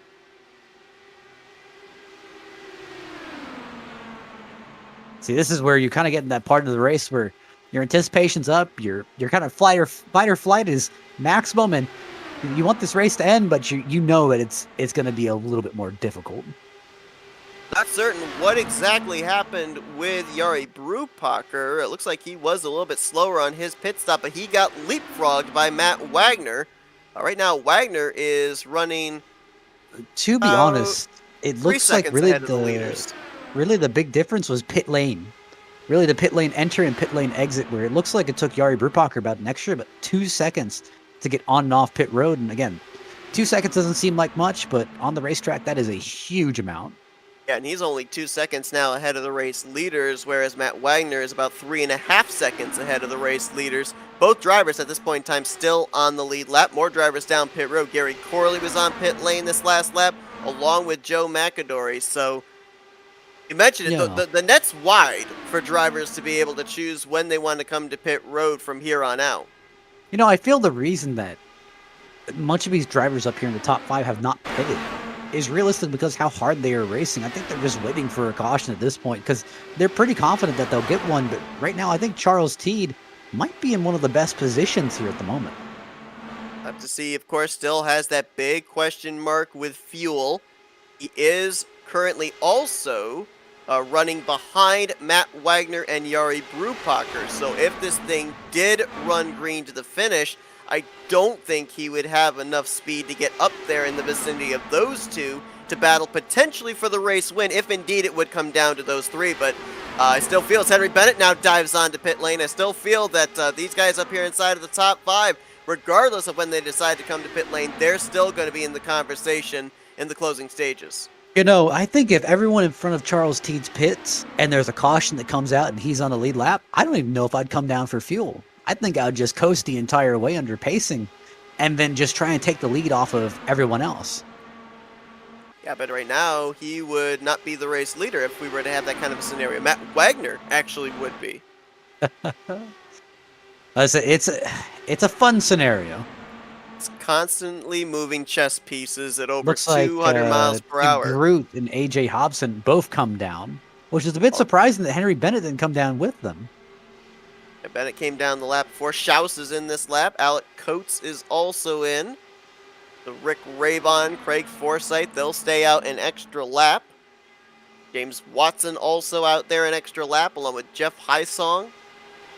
Let's see here about Rick Ravon and Craig Forsyth. Do they come down on the same lap together? Do they split up when they come to pit road? I mean, you know, the enemy of my enemy is my friend kind of scenario maybe for these guys. They've been racing each other hard all day long, but they might need each other for drafting. That answers the question. Forsyth to pit road, Ravon stayed out. See, that's the big thing where is looking at it where this is a time where teammates can actually hurt you more than help you. Because at this point, it's kind of, we stop playing those team games. We really kind of need to focus on yourself because we don't know what's going to happen. We're all in it for ourselves at this point. Henry Bennett got around Nick DeGroot.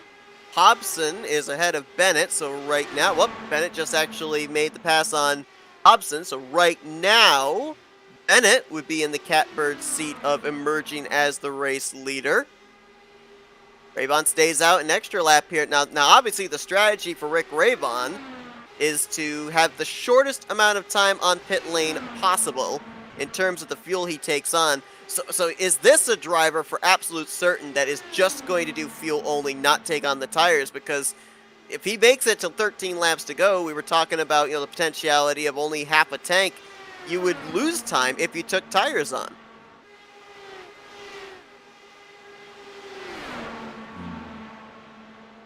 I'm just trying to see who has the best plan here at the moment. Because I don't know who to be confident in. If that makes any sense. I see Craig Forsyth, he had a 6.0 pit stop, which is great. But now I'm questioning if he had enough fuel put in. Because it looks like he had the quickest pit stop out of anyone. I believe only 2 drivers that have come to pit road have done fuel only. You mentioned Craig Forsyth. Eric Schaus would be the other one. Everybody else that's been to pit road for the cycle green flag pit stops, they've taken tires on. Listen, I wouldn't even mess around with tires here at the moment. I don't think tires give you a good enough gain. Obviously, I think these guys know something that I don't. But I'm with Forsyth here where I don't think tires are valuable enough. Well, Rick Ravon's in, closing in on 15 to go. Oh, let's follow the one. Let's see. He didn't slide the tires. Let's see if it's a fuel-only pit stop for the one car.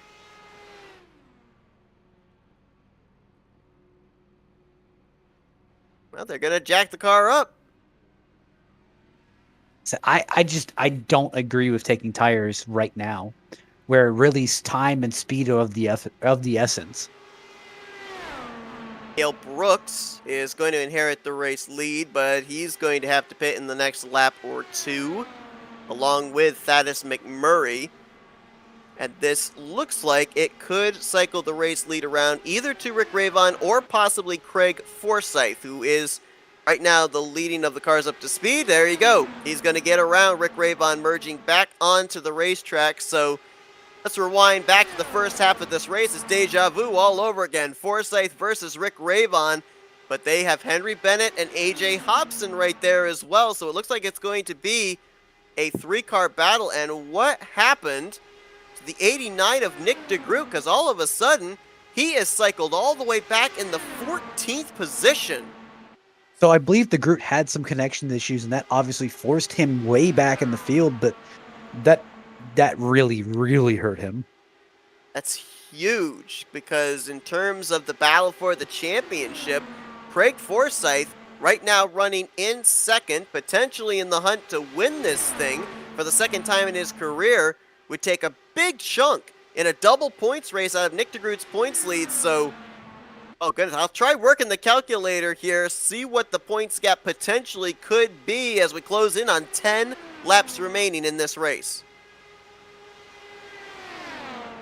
Honestly, I'm really liking Craig Forsyth's call here. I think it's a really good plan. I really like this. Craig Forsyth tucking back in line behind Rick Ravon, maybe just, content to ride for the moment and then try and make a move on the final lap. I'll tell you, if I wanted to be leader or second place driver on the final lap of a race, especially like this one, I want to be that second place car. I want to be the one to determine the move rather than have to be the one to defend the move. Talk about making a move. AJ Hobson says, hello, boys. I'm here, and he's brought Henry Bennett. Let's go 3 wide to turn 1.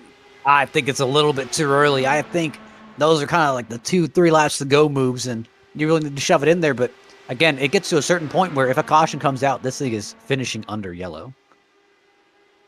It's a great point as well. It's a question of which flag are we racing to? Maybe the race ending yellow or the white. Craig Forsyth.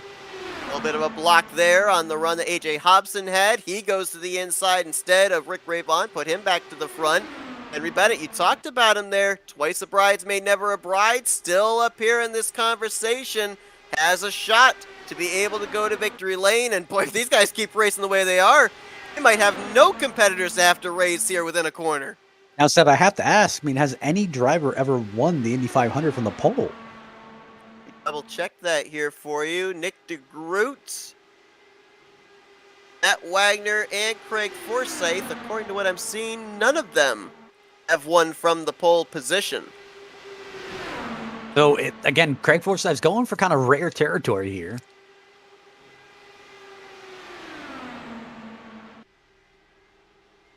Forsyth was really strong in qualifying.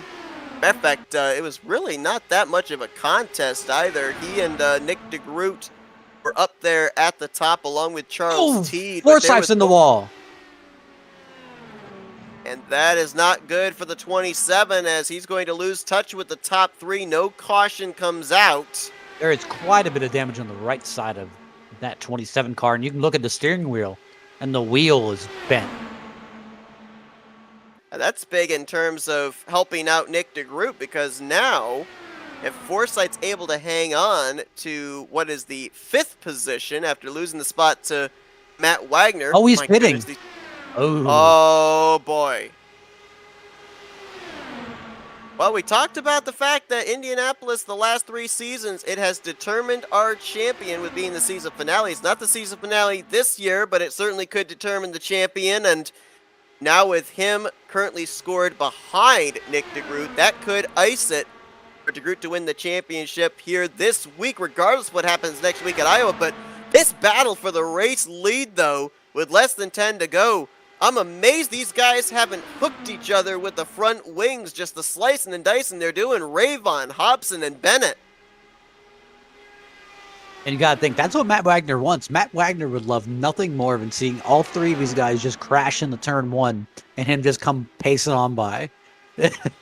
These are 3 guys that fit into that criteria of nothing really to lose. Ravon, part-time schedule. Bennett, a one-off driver here this season. AJ Hobson, not in the conversation for the championship in a long time. Caution. Oh! Gale Brooks.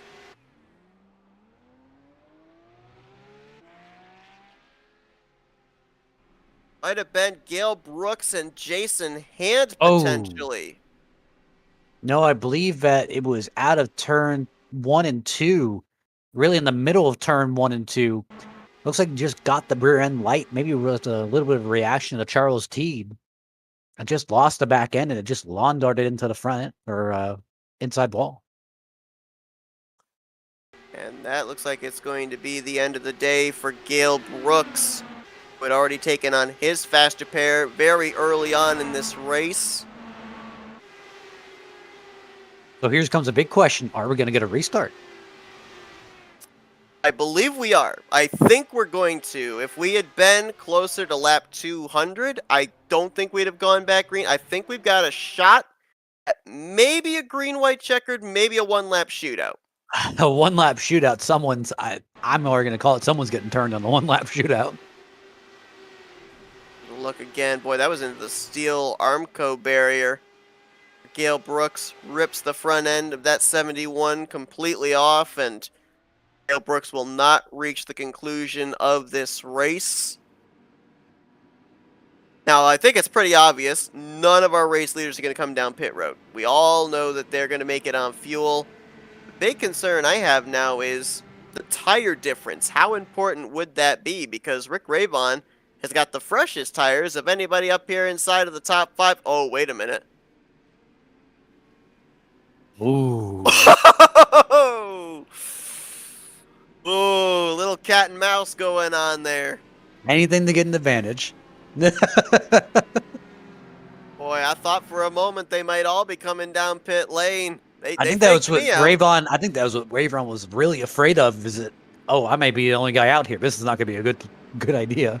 So that would have been the big question there about the fresher tires. I mean, Ravon right now has 5 lap fresher tires than Bennett, 6 lap fresher tires than Hobson, 11 lap fresher tires than Matt Wagner's. So, in terms of grip, in terms of tire rubber, he's got the advantage. What are some of the places where he could go wrong here on this upcoming restart and possibly lose this race lead, lose this win? Really just mirror driving in my mind. Really just focus on yourself, focus on your race. Obviously, keep an eye to the guys behind you, but keep an eye forward. Listen, run your line. Don't focus on them. And as long as you don't focus on them, I don't see any reason why you wouldn't get this win. This makes things interesting as far as the championship battle as well, because just prior to this caution, I was going to mention the fact that we haven't talked a whole lot about Matt Wagner, but he's only 176 points behind Nick DeGroot coming into this race. He was up inside of the top 5 with DeGroot just in the latter half of the top 10 and Forsythe having to make that unscheduled pit stop. So there was an opportunity for him to be able to gain enough points to maybe have a shot at the championship next week. This caution now changes up everything because Wagner restarts 4th. DeGroot's now up still in the lead pack again on the lead lap in 8th. And that caution keeps Craig Forsythe still on the lead lap in the 14th position. He took on his faster pair on that pit stop. So I know that we're going to be getting this restart with 3, 2, even maybe just 1 lap to go.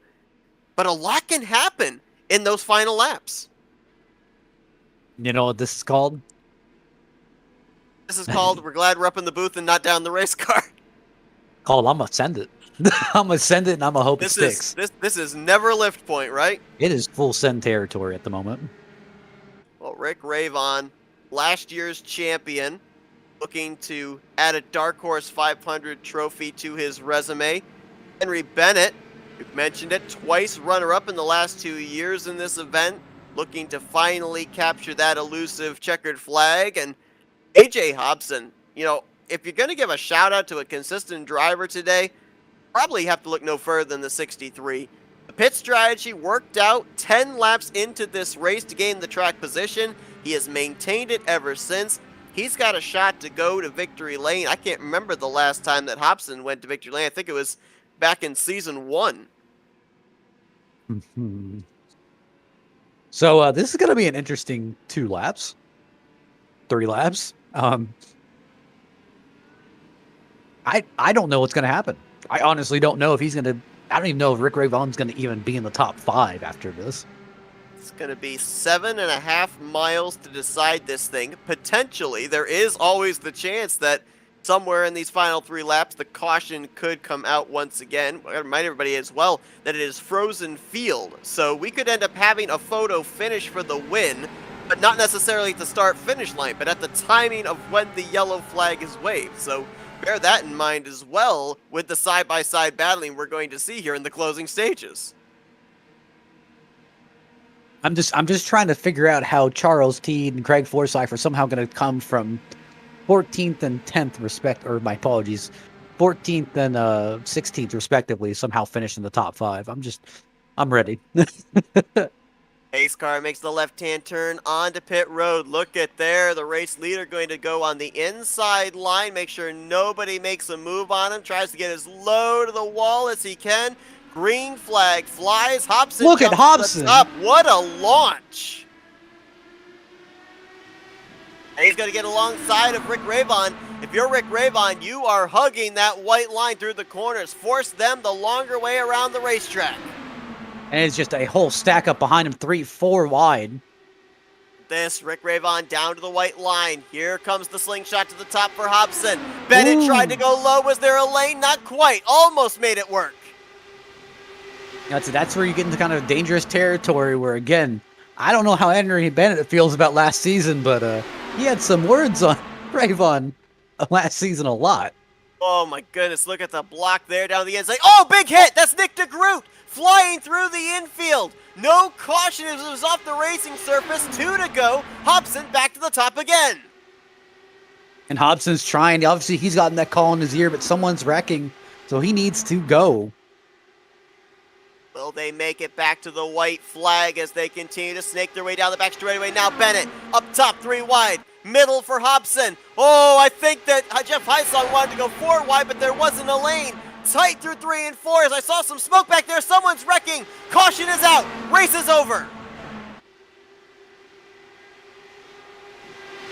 Rick Ravon was ahead by, I believe, half a car length over AJ Hobson. He's going to win the race under yellow.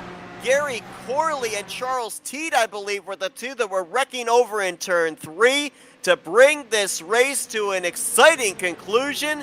And Rick Ravon, who won the championship last season but wanted to get that Dark Horse 500 victory, is going to get it here today, but it will be under pacing behind the pace car. That's it. I don't know if those top 3 are the best friends of each other at the moment. I'll tell you what, they put on a heck of a show before the caution came out and put on even more of a show on that final restart. And the fact that all 3 of them are still pointed the right direction, I think, just kind of is a true testament to how hard they race, but had the respect there to not take each other out. I mean, you saw it entering 3 that AJ Hobson and Rick Ravon, they were just beating the sides off of it. And I was really worried for Bennett there for a minute that Bennett was going to get taken out. Had a lot of stuff to cover here as far as replays in the closing stages. We'll look at the Nick DeGroot wreck off of turn 4, which could still have some ramifications as far as that championship next week, with him finishing, looks like, in the 18th position. I will say, I would love nothing more in this series than a green-white checkered system. Just seeing these guys go at it one more time and seeing who can come out. You might be the only person in Indianapolis that wants a green-white checkered. But Rick Ravon, you saw him cross the line, the checkered flag over the nose of the championship #1 machine. And he's going to be able to come around and celebrate at the Yard of Bricks. His 3rd win on the season as well in a limited number of starts, and it's a big one here today at Indianapolis as he makes his way around back to the start-finish line. Let's take a look at some of the stuff that happened there in the closing stages. Now, this one did not bring out the caution. Nick DeGroot, that car went airborne and actually, I believe, went actually into the infield. So look out, pedestrians.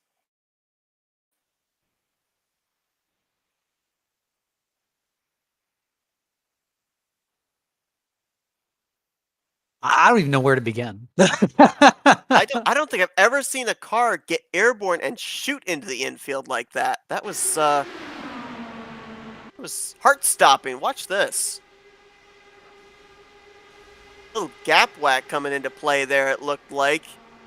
I mean, he got to the garage area. He did. He definitely got to the garage area. Not exactly the way you're supposed to. I think he took the I mean, I almost gave the fans the splash zone, actually. What do they call it at the theme parks? The fast pass? But I mean, I guess that definitely has some ramifications. Unfortunately, it doesn't look like Craig Forsyth was really able to capitalize as well as he could. But hey, having something is better than nothing.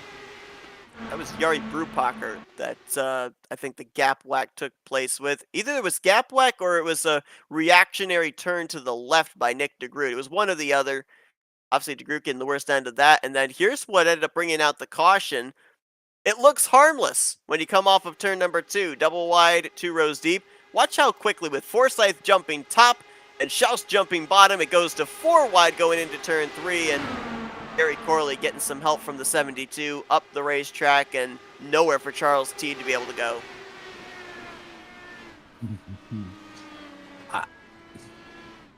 it's kind of one of those things where you're sad to see it end that way, but it could have been 10 times worse, and we don't want all the leaders wrecking each other.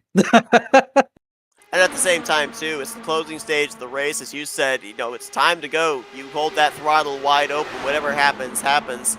That's what the drivers are obligated to do. You're in a position to pick up a spot or two by the conclusion, especially the drivers that are trying to finish out the season as high as they can in the point standings.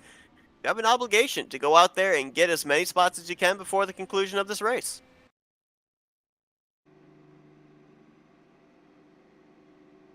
Rick Ravon parks it at the Yard of Bricks, continuing to celebrate on the front straightaway. Let's take a look at the finishing results from this one. And there's a lot of different storylines here today. A long race, 200 laps in total. Ravon starting this race from outside of the top 10. Started 11th, bringing it home with the victory. AJ Hobson is, I believe, going to get the 5 bonus points for most spots gained from his starting position. So double that to 10 points. Started 20th and brings it home runner-up. Henry Bennett, 3rd straight year that he finishes inside of the podium, 2 seconds and now a 3rd place. So the motivation, the frustration, whatever it is, it's obviously going to be amped up even more in next year's Dark Horse 500. Jeff Hysong, I don't think we talked a whole lot about him today. Solid run in the 4th position. And Matt Wagner, I don't know yet. We got to obviously wait until all the points are calculated. But what do you think? An 18th place finish for Nick DeGroot, a 5th place finish for Wagner. Wagner might still have a mathematical shot for that championship next week at Iowa. Iowa's going to bring a lot of things light, but I'm not sure how great of a chance Forsyth will have at Iowa. I think we just have to wait till the points get added, and then obviously the double points get added, and see what happens. Alec Coates, great run there for the one-off driver. He will bring it home in 6th. James Watson started the race from pit road, had that unscheduled stop under pacing, and he's going to bring it home in 7th. Eric Schaus, talk about a fighter. He was a lap down for the first half of this race, took a wave around, got a timely caution, stayed on the lead lap, and brings it home in 8th. Yari Brewpacher there in 9th after he had some early issues. And Craig Forsyth involved there in that incident late, had to be back in the field, fought his way up for a top 10 run. We'll have to wait and see just where exactly this positions him for the season finale next week. On down from 11th place. Good runs by some of these guys making their debuts in the series. Jack Walls, he was a lap down a couple of times, got a couple free passes. 11th for him. Sebastian Kinder in 12th. Joe McAdory returning back, 13th. Thaddeus McMurray and Charles Teed completing out the top 15. Gary Corley was the last driver to make it back to the start-finish line on the lead lap. Then Mike Gibson, 17th. Nick DeGroot, 18th place here today after spending the majority of the race up inside of the top 5. Had the internet problems near the end of this race. Involved in that wreck that didn't bring out a caution. Finishes 1 lap down. We'll have to wait and see if 18th is enough to be able to keep the rest of the competition at bay en route to his 2nd championship of his Dark Horse Racing Series career. And there you see the rest of the finishing results. Eric Peterson, Ryan Mullis, Jim Herrick, Gail Brooks, and Justin Newcomb did not reach the conclusion of this race. They all finished back in the garage area. Well, definitely a lot of different storylines here today. Wondering about what the thoughts are of these top 3. As you mentioned, didn't seem to you that these guys were really fans of each other. We'll see if we can get some thoughts from them here. As let's kick things off with the guy that brings it home 3rd place here today. Let's see if we can talk with Henry Bennett. Hey Henry, it's Matt and Seth up here in the FRM booth. You got us? I hear you. And a hard-fought race for you here today. Strong race car up inside the top 5, really the top 3 all day long. We knew that this race was going to be crazy at the end. Little did we know it was going to be a 3-lap shootout.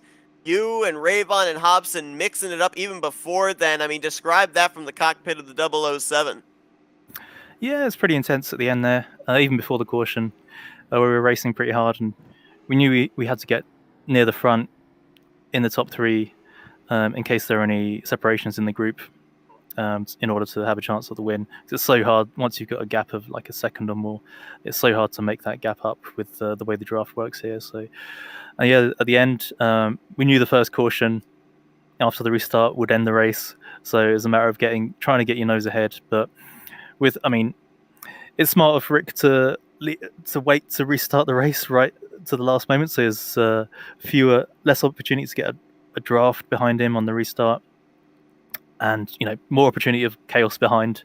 Most people would do similar, but it does make it more difficult for everyone behind. AJ got a start and was alongside Rick before turn 1, which is interesting. And yeah, then with the two of them dominating the bottom lines, it was very difficult it would have been very difficult, even if it ran to the end, to get a nose in there to compete for the win. So yeah, hats off to everyone in the race. It was a relatively clean race, loads of close fighting. Hats off to guys like Nick and Craig who put on a great show all race, racing really clean and competitively. And yeah, hats off to Rick for winning one of these. I'm a little bit jealous of the prize he's going to get. Let me follow up that statement, because obviously there's a little bit of sting that comes with that.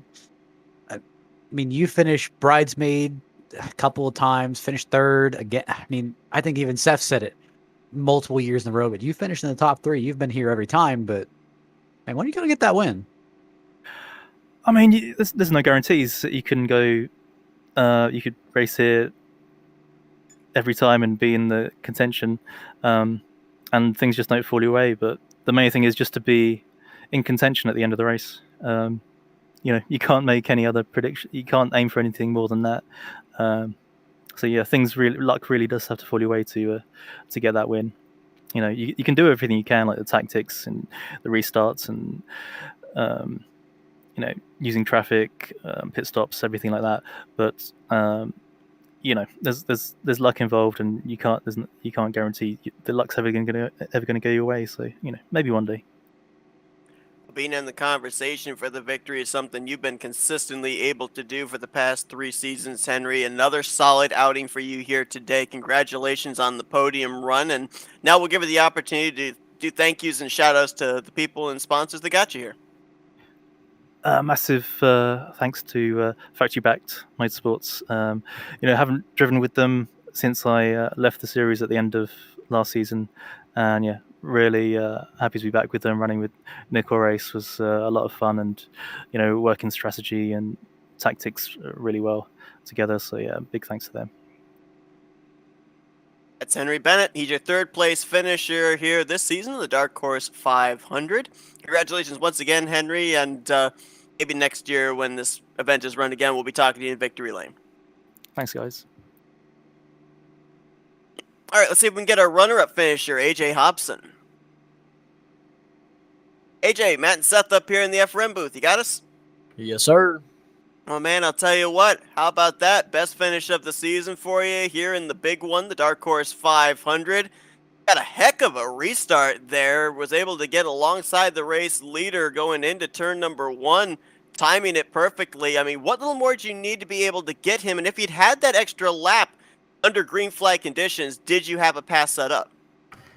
Yeah, I think if I was, able to keep him pinched down in the corners, maybe just another lap, like you said, I might have had, enough drive off the corner to just squeeze by on the top. It's just so hard to get past that car on the bottom lane, on the first few starts or the first few laps of the restart. And unfortunately, we were close, but we didn't get the job done. Let me go ahead and head back to that last lap. So did you ever get any indication that a caution was coming out there at the end? Because I noticed you guys were basically just banging off each other. I was like, did he get the call that someone's wrecking in the back? I mean, my plan was to do whatever it takes to get the lead within these last 3 laps, because if there is a yellow, I mean, it's going to end under yellow. And I was racing as hard as I could, doing anything I could to try to get the lead, and the yellow just happened to come out at the wrong time. So yeah, I don't know. It's it's tough in those last few laps to, you think you have a plan and then you get there and it's just kind of like everything's out the window and you just kind of go, where the open track is and hope that's the best line. And we did. We went into 3 wide, kind of banging wheels there right before the yellow. And I honestly kind of thought Rick was going to like lose it up and into me and I was going to go up into Henry, but we made it through. Just unfortunately, we didn't get to see that last lap of green flag racing. I think it would have been a pretty crazy finish. You talk about the unpredictability of timing when the cautions are going to fall, if they fall. We ended up seeing you start this race pretty deep in the field. You played pit strategy in the early stages, got yourself good track position, and was able to maintain it. But, in between the strategy with green flag pit stops, of course, the passes for position on the racetrack itself, timing those cautions, the late race yellows. Just how difficult, how grueling is it mentally for a driver to have to keep track of all of that stuff and do it for 200 laps?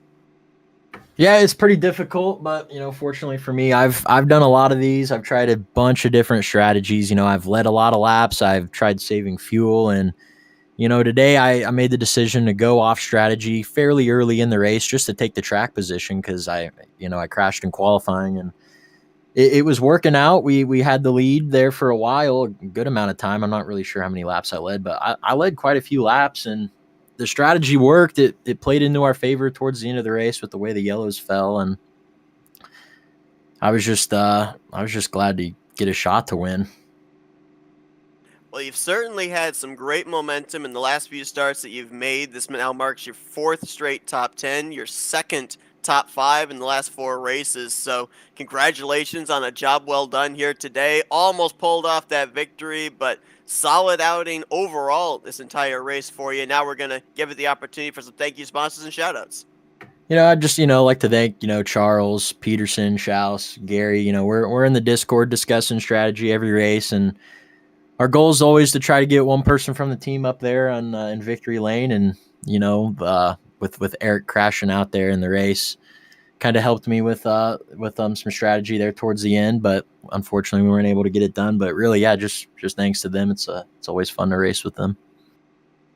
Well, that's AJ Hobson. He's your 2nd place finisher here today in the Dark Horse 500. Congratulations on a job well done here today, AJ, and best of luck next week in season finale. Yep, thank you guys. All right, let's go down to Victory Lane, which at this point in time is the start-finish line, the Yard of Bricks. Let's see if we can talk with our race winner, Rick Raybon. Yep. Hey, Rick, it's Matt and Seth up here in the FRM booth. You got us? Oh, yeah, I got you, Matt and Seth. What's going on, guys? Did you enjoy that one? Absolutely, man. I'll tell you what, I remember last year when we interviewed you as the champion of the Dark Horse Racing Series, you said, man, I love it, the fact that I got the championship trophy, but I wish I'd been able to close it out with the double and get the Dark Horse 500 trophy as well. You had to wait 1 season, but man, how good does it feel to be able to win this big one? Oh, it feels, it's phenomenal. What can I tell you? This is the Indianapolis 500, and against a field of quality drivers, such talent out there with Hobson and Bennett and Highsong, Wagner, DeGroot, all of these guys, Craig Forsyth, they were just, oh my gosh. And the cars were so close together because the downforce, the grip was just fantastic. So you really couldn't run away from anybody. So you had to sort of play a different strategy, swap in with somebody and things like that. But yeah, after last year's disappointment, I think I was... what happened? I was outside with, I think it was Alex Van de Sant, and I turned in. I thought I gave him enough room, but we touched, and yeah, that was a heartbreaker right there. But to come back and run a part-time schedule with these guys and come away with a victory at Indianapolis, I'm beside myself. I don't know what to say. I just, wow, woohoo! By the way, I got a glass of milk right here. I'm going to do this live on the air. I got a glass of milk. Here we go. I've never been so scared. I'm going to pour it on my head. Here we go. Please don't. No, I'm only kidding. I'm not going to. I will dip my finger in it and touch the top of my head just to keep with tradition. That's all I'm going to do, though. I'd honestly hate for you to smell curdled milk in your office. You and me both. Yeah. So I got to ask, championship, Indy 500, what's left? Nothing. Really? No, no, just to keep racing with these guys and just keep having fun, it's such a competitive league. I know that Nick DeGroot, probably the classiest guy on the racetrack, the way he races, on the track, off the track. He's got the points lead right now, but it's obviously not. I don't think it's over yet. But I'm enjoying just racing with these guys. I'm having a great time. I'm just so glad the Dark Horse exists because they do such a great job with this league. They run it professionally, and I'm loving it, man. I'm just having a great time with these guys. Let's talk about that final restart. I mean, obviously, we're thinking that we were maybe going to see about a shootout to the end with drivers making some pit stops on different laps, waiting to see how that was all going to cycle out. We get that late race caution. We're trying to calculate how many laps are going to be left to go. It ends up being 3 laps, and we don't know if we're going to get those 3 laps under green flag conditions or if a caution is going to come out between then and the checkered flag. We even saw some deking with some potential pit road jukes onto the pit lane. I mean, obviously, got to be nervous as the race leader, knowing just what kind of runs these cars can generate. So what was the strategy for that final 7.5 miles? Well, it was exactly like Henry Bennett said. It was wait until the green flag came out and then just jump on it. I didn't want to risk anybody getting a monster run on me in the backstretch and clearing me in turn 3 because then it would have been extremely difficult because you would have, like a swarm of bees, you would have had these guys all over the place, and to pull off a win after getting past on that restart, the initial restart, the final restart, would have been very difficult. So the plan was just to wait until it said, green, go, go, go. And that's when I nailed it, just so that nobody could really get a run on me. And it paid off. I mean, Hobson started coming around, and I says, holy cow, what a run he got on Bennett. Cleared Bennett, and he pulled alongside me, but I knew I had the inside line. And the idea was just to hold the inside line. And, I'm thinking, maybe something will get crazy back there. And if I'm in front when the yellow comes out, yippee, we win the race. So that was really the plan there for the last. But, a couple of pit stops before that, I didn't know if I was going to be able to make it to the end, but I was pretty sure that guys like DeGroot and Forsythe and Bennett, they were going to make it. So we just dialed it back and started conserving like crazy, just hoping to get back even with them, if nothing else. That's why we're sitting back there in 3rd or 4th, wherever we were. But then that next caution came out, and it was a sigh of relief because then I knew, okay, now there's no more fuel save, and now we can actually race. We don't have to worry about that anymore. And then we just went out there and had some more fun. I mean, what a race! Just phenomenal. Such a great race. Such a great race. Obviously, as you mentioned, coming back here on a part-time schedule, but what a part-time schedule. 3 victories and 5 starts here this season. You had the back-to-backs at Richmond and Michigan. You follow it up here with a win in the Dark Horse 500. I mean, congratulations on a job well done. Now you, along with Nick DeGroot, the only drivers to have a championship and an Indy 500 to your credit in this series. So congratulations on that. And, man, now you know what we're going to do. We're going to hand that mic over to you for some Victory Lane thank you sponsors and shout-outs. And here we go. Eric Peterson, Charles Teed, thank you guys so much for Dark Horse. And FRN, I want to thank you guys up in the booth. Seth and Matt, you guys do a great job. I kind of do miss Scott Rankin. I wish that he was here to see this. That's my boy. And I just want to thank the drivers out there, the top 5, Hobson, Bennett, Heisong, Wagner. Just a great job. The racing was just so close because the cars are stuck like glue, but I think, what do we have? I think maybe 3 cautions before the end of the race. I mean, that was just fantastic for a 500 miler. Just phenomenal. Just phenomenal. All the drivers, I just want to thank them for coming out and thank my family, my wife. She's out on the road, so she missed this one and pretty upset about that. Why couldn't you you could have stuck around and watched this was a scintillating race, honey. You could have been here, but no, got to go shopping, got to go spending money, of course. Anyway, thank my 2 daughters, Zoe and Mila. Mila's at work. I don't know where Zoe is, but they have links. So I didn't check my phone yet to see if there's any congratulations, but thanks to them. And, of course, like I always do, last but certainly not least, thank the Lord Jesus. I love you so much, Lord Jesus.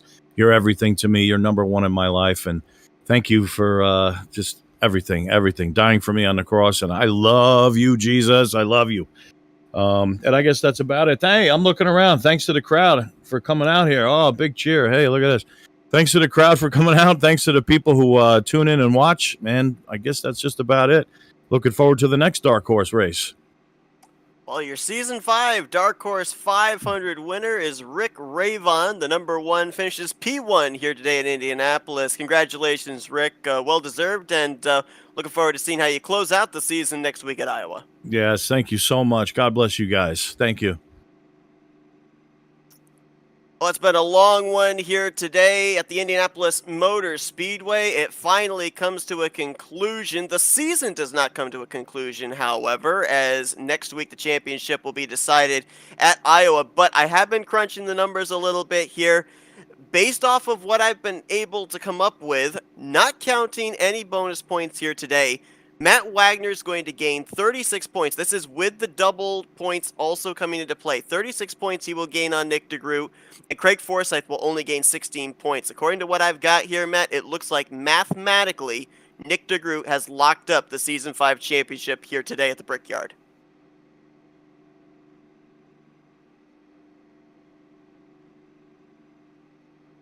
I think maybe giving him one math problem too many has broken him. But it's looking like Nick DeGroot my apologies.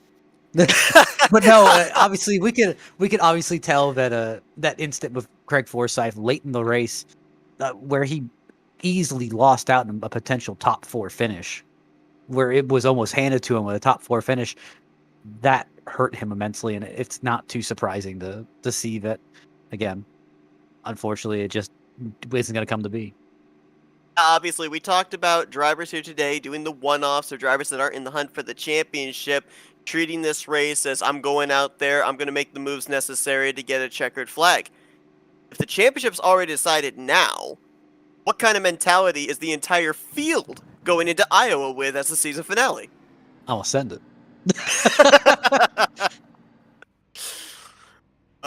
Well, it's going to be a good one to see what happens when we get to Iowa Speedway. For those wondering, Iowa Speedway was originally supposed to be run the middle portion of the season. It got postponed. It got moved to the end of the season, which is why Indianapolis sets up the season finale at Iowa next week, which we will be bringing you coverage of next Wednesday night at 8 p.m. Eastern Standard Time. So make sure that you tune in there to see who gets the final checkered flag of Season 5. But Rick Ravon is your winner here today at Indianapolis. He takes the checkered flag for the race. Nick DeGroot has locked up the championship. Matt, it's been a long one. It's been a wild one. It's been an exciting one here today. What a finish. Appreciate you joining the booth for it. Oh, always a delight. It's always nice coming out on a Sunday morning and seeing these guys race. I mean, they always put on a show, and today was no exception. And you didn't wreck the pace car, so good on you. It's a very good job not wrecking that paint job. I'll try. You get a 0x. How about that? So thanks everybody for tuning in. Hope that you guys enjoyed our coverage this afternoon. And again, we'll see you on Wednesday night to close out the season for the Dark Horse Racing Series presented by Troy Lee Designs. For Matthew Rodriguez, I'm Seth Cole. Enjoy the rest of your Saturday afternoon, folks. You've been watching another broadcast courtesy of the Flat Out Racing Network. This broadcast is the copyrighted work of Flat Out Racing Network and may not be rebroadcast, retranslated, or used in any form without the express written consent of Flat Out Racing Network and iRacing.com Motorsports Simulations. Flat Out Racing Network would like to thank you for your support, and we hope you enjoyed tonight's broadcast.